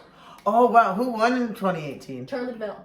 Charlie DeVille. Yes. Do you know Charlie? No, I don't think I know Charlie. Oh, he's maybe been a little quieter in the last couple of years, Okay. but like had a show called Manspread. Manspread, I love it. In Montreal, it was great. But COVID kind of disrupted a lot of things for a lot of us. That is very fair. So I know you said you won on your 3rd year. Who won the first year you competed? Remember? David Copperfield, who was one of Canada's capital kings. I love drag king names. Right? I came in second and he came in first. He did a number that was a mix of Pitbull songs. Okay. And he came in this god-awful wig. But like the kind of wig that the vast majority of kings would be wearing if they were wearing wigs at the time. But it was truly heinous. It looked like it had been run over by a car. And in like the first little bit of his number, he rips off that wig and he has shaved his head cue ball bald. Oh and my he is God. Pitbull. Oh my gosh. Yes. And he's just like, holiday, completely bald. And I was like, hard. I deserve to lose. I was doing a 21 Pilots number. It was not the moment. I love 21 Pilots. Right? Oh, so good. Let me blend this a little for you with my thingy. But yeah, David, I missed you, David. I miss you. I'd love to meet you, David. He's lovely. He comes to story time sometimes, so I do get to see him occasionally. That's awesome. Well, definitely go and follow them, folks. Yeah, he's no longer active as a drag king, okay. as are most of a lot of the folks who were very active in those days. But we're still here, still kicking. So now I'm gonna get into this is a green pennant. Who makes that? That's pretty. This is from She Glam. This is from Shein. No way. I'm always so nervous to like get makeup from like. This was gifted to me. Yeah. I do like it. I do find I like their blushes, their liquid blushes as well. Ooh, okay. Maybe I would go more now for like beauty brands, Chinese beauty brands that have like maybe a little bit more of a reputation. So you'll have a little bit more knowledge of kind of like what you're getting. But yeah, there are a lot of good beauty makeup brands that you can find more information on like TikTok and stuff. Just because it comes from China doesn't mean that it's bad and full of toxins. At the same time, do your best to be as ethical a consumer as you can possibly be under capitalism, even though, that is a far off goal that no one will ever truly be able to achieve because capitalism. Yep. You work with what you got.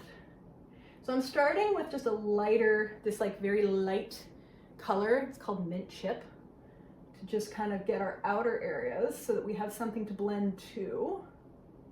Look up for me, please. And again, this is a eye shape that I do if I need to paint quickly. So it's a little bit less complicated than if I was going and doing like a whole cut crease and like gradient colors, very 2016 glam makeup kind of stuff that I do like to do because that was the era in which I was learning how to do makeup. Because I didn't know when I started. But also I find a lot to be learned from the makeup of cosplayers. Yeah, honestly, I had the honor of going to Comic-Con and Anime North in Toronto. Oh, I used to go there. So inspiring. Like, so inspiring. Like, I literally was walking around going, I need to step up my drag because these cosplayers are, like, literally serving. Those chest plates that we all use now, the rubber chest plates, it was the cosplayers who found them first. It was the cosplayers who taught me how to open chest bind, even though I can't do it because my skin will rip apart in the middle because of my condition. It stretches too far. Oh my gosh. I did it one time, yeah. And right down the center of my chest started getting like a cut, like a tear. You are kidding me. No. Oh my gosh. So be very careful with open chest binding. And yeah, I do find sometimes when I look down, I see the skin going, why are you doing this to me? But I can't do a binder because when I was on life support, anything that hinders my breathing, immediate panic attack. Immediate.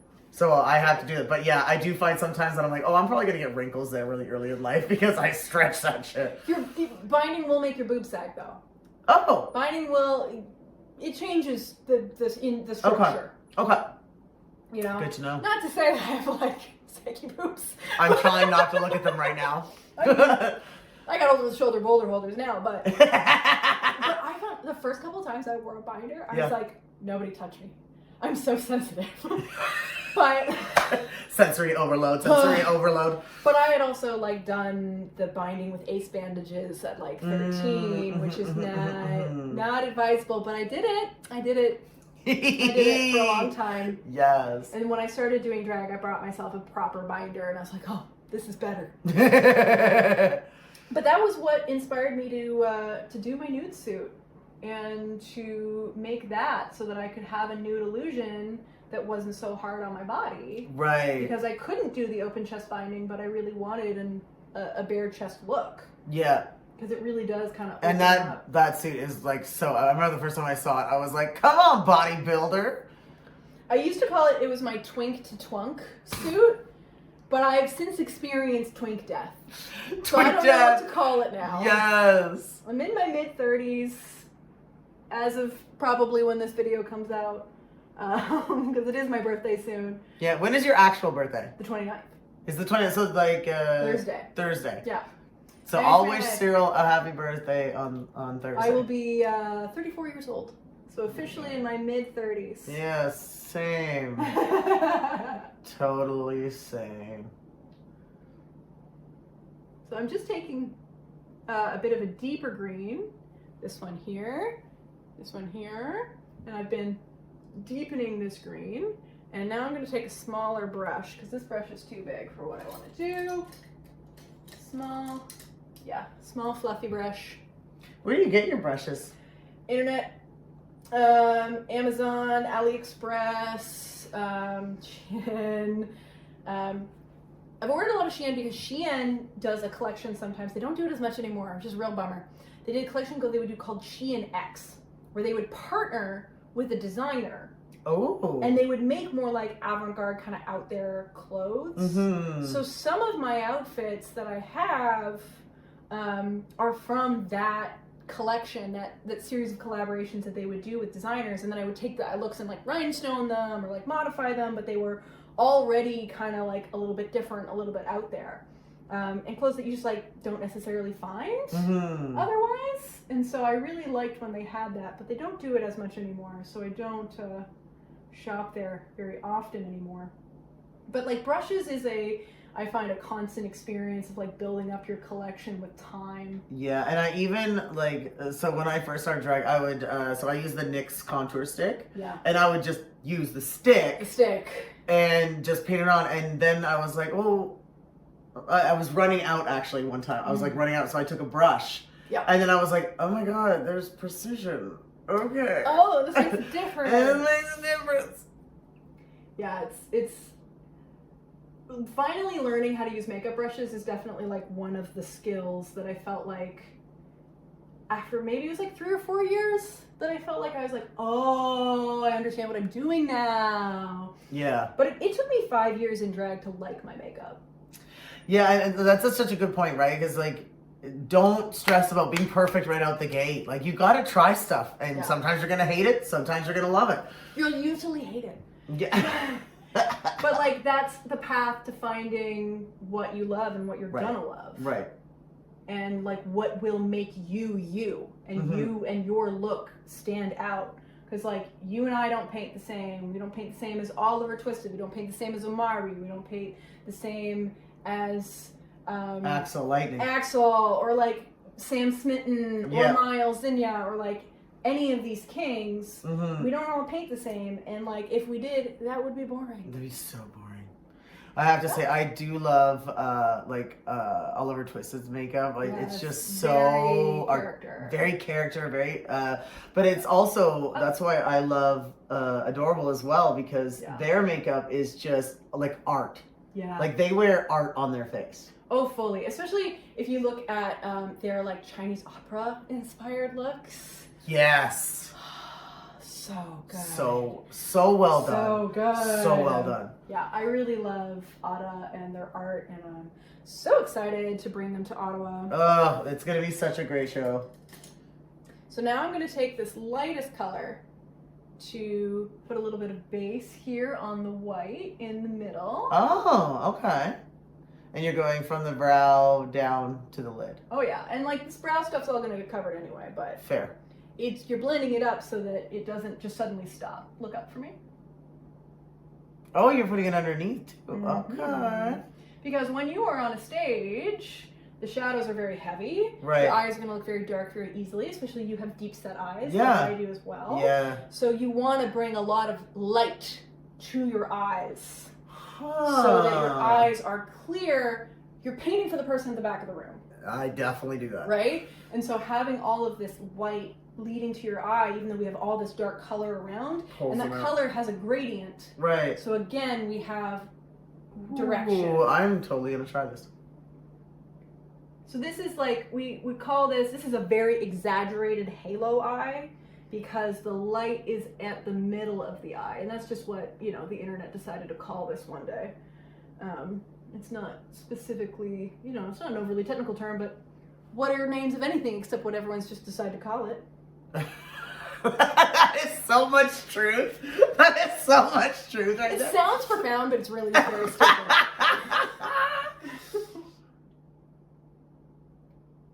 So yeah, I am really big on making sure that you're not just like too much dark around your eyes, because otherwise your eyes disappear and we lose a beautiful soulful connection to you on stage.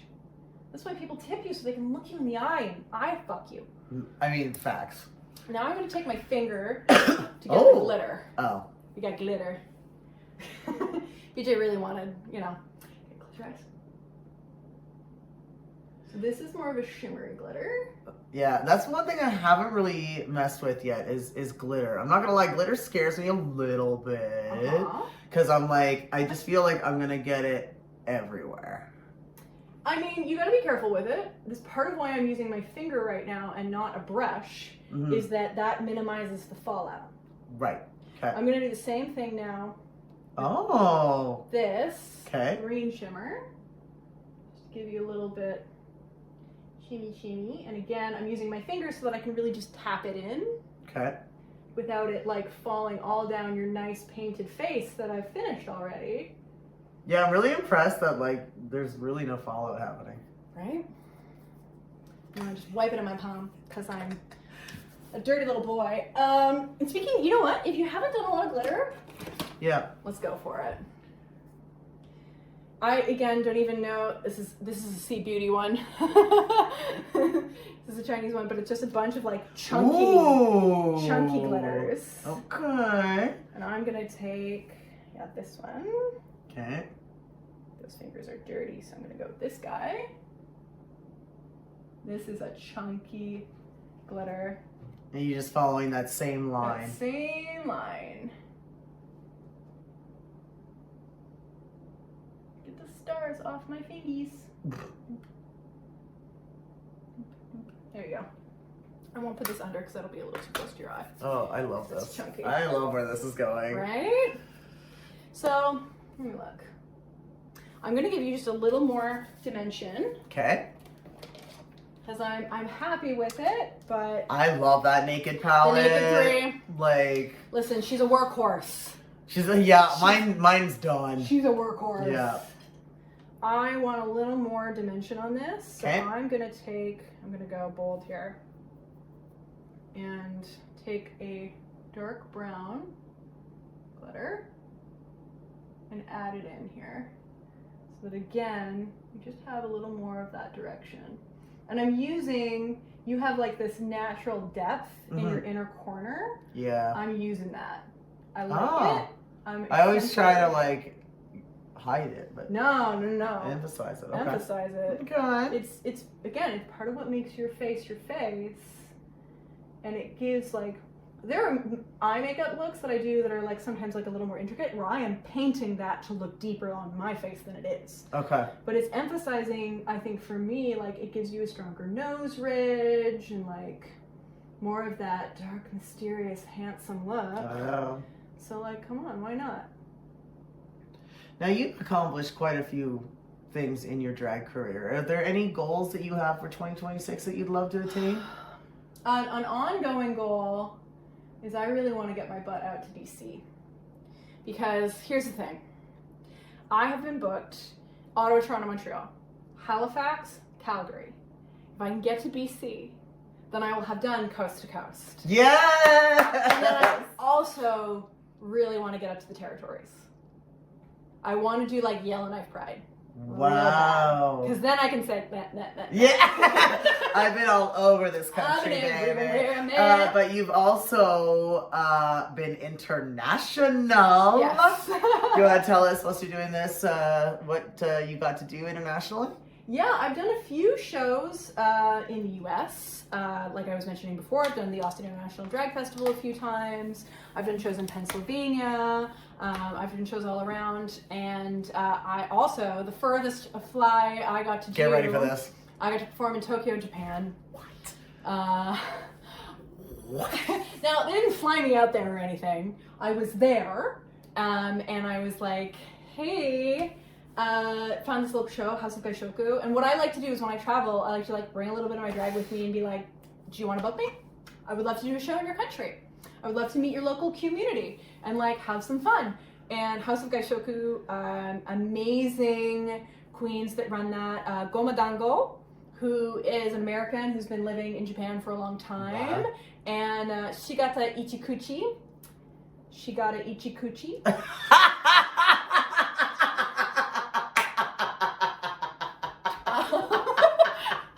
Who's a Japanese drag queen. Oh my god, that is an epic name. Yeah. Okay. They run the show together. Okay. And so it was me and another performer who was visiting from Spain. Wow. And a bunch of Japanese performers and musicians, and it was so cool. I speak a little Japanese. I used to live in Tokyo when I was 18 for a period of time. What? I have weird lore. And we are all here for it. I don't care if this episode is long. I want to know everything about Cyril Cinder. I was a nanny in Tokyo. And so I worked for a family that worked for the Canadian Embassy, and I was living with them, and I was taking care of their 2 kids. So I got to live in Japan and work on my Japanese because I was a weeb and I'd taken Japanese classes in school, in high school. And so yeah, that was how I first went to Japan, and then went back for my honeymoon with my wife. I've been back since then too, or not since the honeymoon, but I had been back a few times. But I love traveling in Japan. That is so. I would love to go to Tokyo. That looks so just taking it all in. Yeah. Is just it looks so spectacular. You should do a House of Gaishoku gig when you go. You know what? Book me. There isn't a huge king scene in Japan. Really? It is mostly queens, though there are some kings. I got to meet some hella cool kings when I was there, which is just yes, kings from all over the world. Though, a new international drag king Instagram account I recommend you follow are the CNF Boys. Ooh. Which is a drag king boy band group in China. Stop it. Yes. A drag king boy band group. In China, where advocating for queer rights is illegal and people are jailed for it. Their great example is there's a series called Heaven's Official Blessing, I think it was called. It was an online comic. It got adapted into a TV show, huge in China, very successful. They arrested and jailed the author. She was held, I think it was for 2 years. She is now out. What? But has kind of disappeared from the internet for writing a gay love story that was adapted into a TV show that was very successful. And she was jailed for that. That is wild. Yeah. That is wild. It is, you are not able to advocate for to LGBTQIA+ rights or write about queer love in China.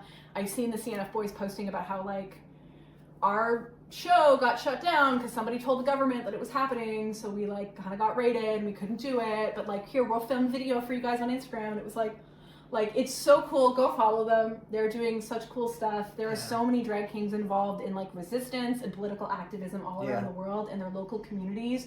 Drag as a source of self-expression and queer love and joy, and using that as a radical political act in a system and in a society that tells us to hate ourselves. So I just kudos go to the kings who are doing this, especially where it isn't safe. Yeah. And how privileged we are to be able to do our art form. And at the same time, I've seen drag become more controversial since I started. Yeah. And I never thought that was going to be what happened. Right. I was great, we have gay marriage in Canada and the US, and all these other countries are following. This is just going to go up, up, and up, baby. I was wrong. But But you know, we are still part of that Yep. resistance. And again, Yep. the radical act of self-love. Yep.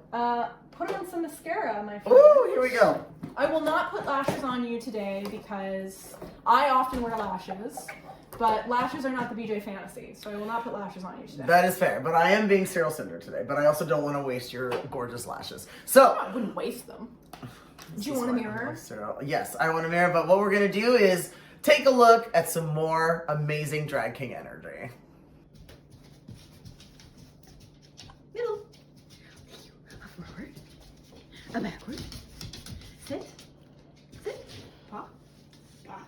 Okay. Pop. One more time. Thank you. Thank you. Oh, little boy. Okay, so I've got my mascara on, but I just need you to see this close up. It looks so cool. I am living for this. I'm living for this. Okay, so what do you have in your hands, my friend? Well, it is time for a quintessential Cyril Cinder moment, which is the The eyebrows! Woo! I'm so excited. So for paper eyebrows, I cut these out for you so that you can have a nice, fresh, clean pair. Work. Just for BJ. Okay. Because you did not want my gummy old eyebrows. I'm sure there's a kink for that, though. I'm sure, you know, put me on Drag Race, I will sell my old gummy eyebrows to some perverts out Work. there. I've also Work. thought about selling my titty tape. Nice and sweaty and gross. If you want to buy it, reach out. There's a queen. $50 a strike. There's a queen, I think she was the first one who I saw do it, named Geneva Convention in Texas, who used to do the face. So take the face, Like, the makeup wipe, Yeah. and let it sit on her face and then peel off and have an imprint, and then she would sell them.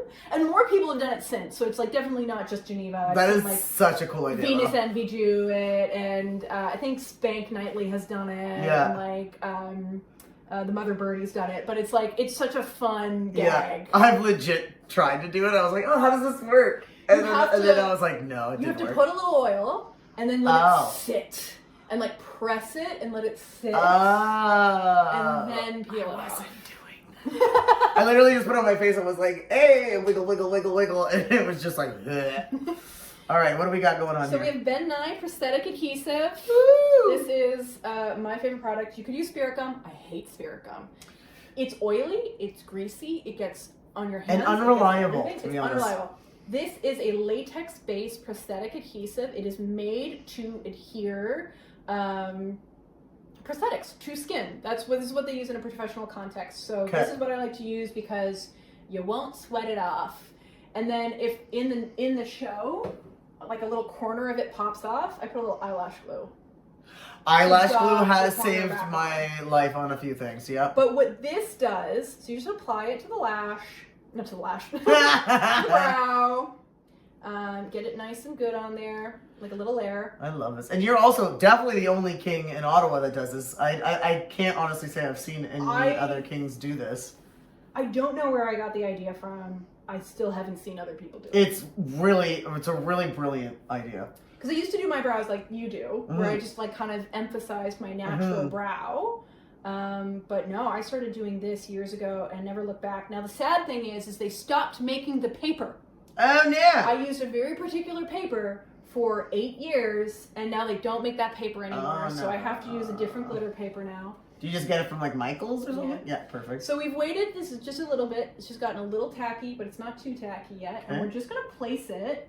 You can look a little more towards the camera so we can see. So we're gonna place it over where your brow pretty well is, just a little heightened, because that's where we still put makeup on there. Right. And we're pressing it, and we want it to start where your natural eyebrow starts, because then you're actually still gonna be able to move your face and have emotions. And be expressive. Yeah, because sometimes when people are trying to paint on new eyebrows, they kind of start too high, and then if you see, when I'm moving, You won't be able to express you as won't- much. Okay. you won't be able to have the same level of emotiveness, and we want to emphasize that because we're performance artists. Oh my goodness, I am living. I am living. Oh my god, this is so fun. This is so fun. Right, so you're just pressing it on, get it on there, and again, if anything pops off during the show, you take a little bit of eyelash glue, boop, pop it right back on.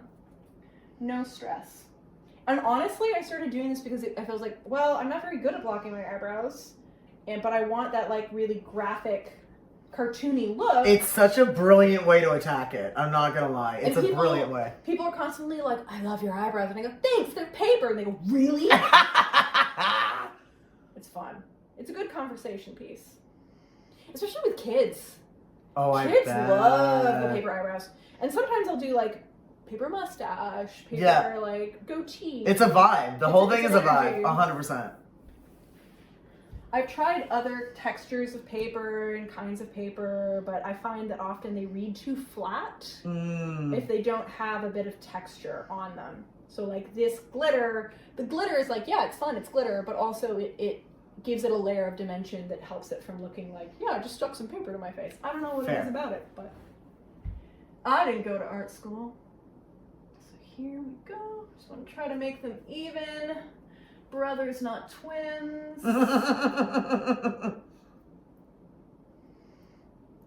Yeah, if I can get my shapes to be at least distant cousins, I'm happy. Distant cousins. We want it to be, you know, close enough that you wouldn't want them to kiss. Exactly. There's been a show or two where it's just like some days you just fight with your makeup. It's just some days just the thing. Oh my gosh, I am becoming Cyril Cinder. But it's just some days like I fought with my makeup and running out of time, and I'm fighting with the makeup, so they weren't perfect. So I would make sure that when I'm performing, I'm like, you're getting the left side. Or you're getting the right side. You're not getting me but straight I'm on. not looking at you straight on. Okay. Amazing. Oh my gosh. Oh my god, I love how they glisten. Okay, this is so cool. So now the last thing to do is your lips. Your lips and the signature Cyril Cinder mustache. Oh my god, yes. I'm not gonna lie, I've been looking forward to the mustache. Right. So my favorite lip product to use is the Maybelline Super Stain Matte Ink, which is a liquid lipstick. The staying power in that thing is BJ proof. So it's what I prefer for drag, but can't sanitize a liquid in between using it on your friends. And so I'm going to use their ink crayon on you instead, which is also good. Doesn't quite have the same staying power. Okay. But, you know, you're just going to have to be doing your own BJs tonight. Yeah. So. That happens often. Anyways, moving on. So we'll just have a little bit of an open, a little bit of slightly pouty mouth. Do it. Like you're honking. Sorry. Serious. Okay. We're professionals. Mm-hmm. So I also didn't used to wear lipstick in drag.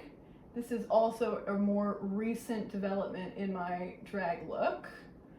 I think just because I saw it as very feminizing for a long time. Yeah. And then I was sort of like, fuck it. Yeah. I realized that I took some photos of myself and I was like, my lips look small. I am not a thin-lipped bitch. Yeah. But they looked tiny and I didn't like that. So I decided I would start wearing lipstick in drag. Like literally exact same. And I also find too with lip syncing, it helps define those words that you are saying with your mouth. So give me a little roll and blot. Oh. Roll it. You want to roll it on. Oh. Like fully, like on the tissue. Oh. So fully. Yeah. Let me show you on a tissue. Yeah. Yeah. So like this, you fold it over, you blot it. So it's got it. fully blotting it off. Take a layer off. This is how you make your lipstick stay. Okay. So you do that, and then you're going to do another layer Uh-huh. of your lipstick.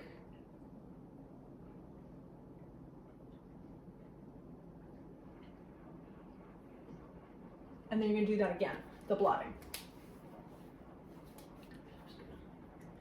Sanitize this now with a cotton swab before I forget. Oh. So now it's going to transfer less. It's going to have a little bit more staying power.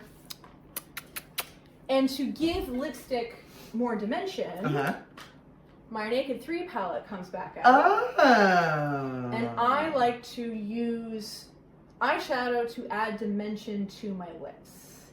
Okay, I'm here for this because I'm not gonna lie, I just slap lipstick on and call it a day. Which is so fair and so valid. But I want to do more because, like, I love the shapes that some people do for lips. Right. You know. And so you're just taking a little bit of the browns here, and you're starting in your corners, blending towards the center. And I would also often wear like a lip liner to just help the lipstick stay, help it be defined. And I don't go like crazy with it. Also did sanitize this palette as a heads up.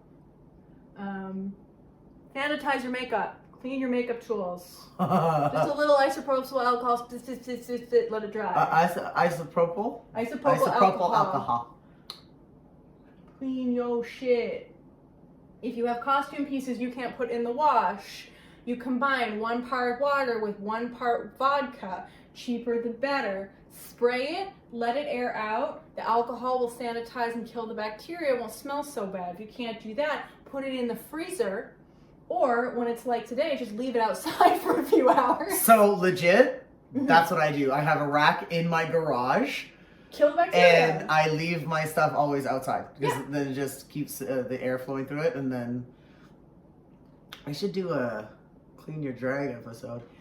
Clean your drag. Yeah. Nobody likes a stinky drag performer. Yeah. And like that bodysuit I wear, I'm wearing it under my clothes. I'm sweating. Yeah. You got to be cleaning it. Yeah. Invest in a steamer if you can. That's a great idea. Again, you're looking for things that will help you kill bacteria. Mm-hmm. Cupid's bow, but not too much. All right, and then we're gonna put my hands on your lips. Yes. So I'm gonna take a light blush. This is the Burnout. I'm gonna put it in the middle here.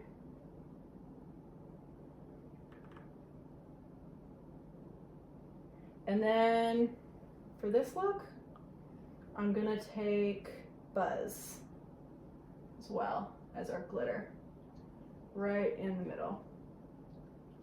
And so it's almost like a metallic lip, done, and has more staying power.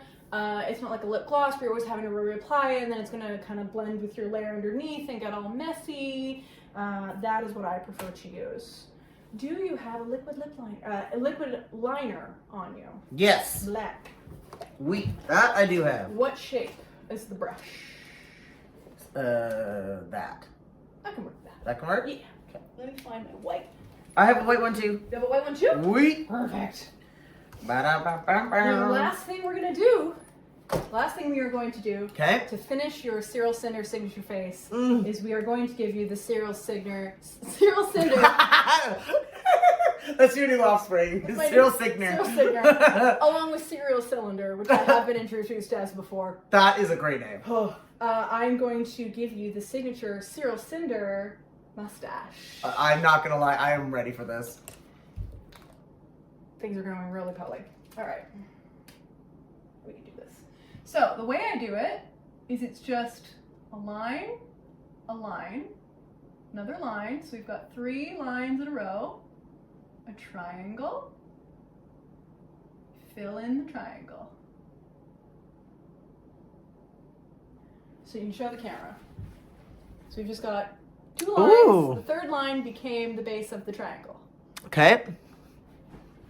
Now look at me, so I can hopefully copy that on the other side successfully. It is harder to paint someone else's face than your own. Like for because you real. have to completely flip your muscle memory. Another line. Ooh, we're not gonna judge this side. Listen, but we don't judge. All right, so right now we're doing a little like Gomez Adams action.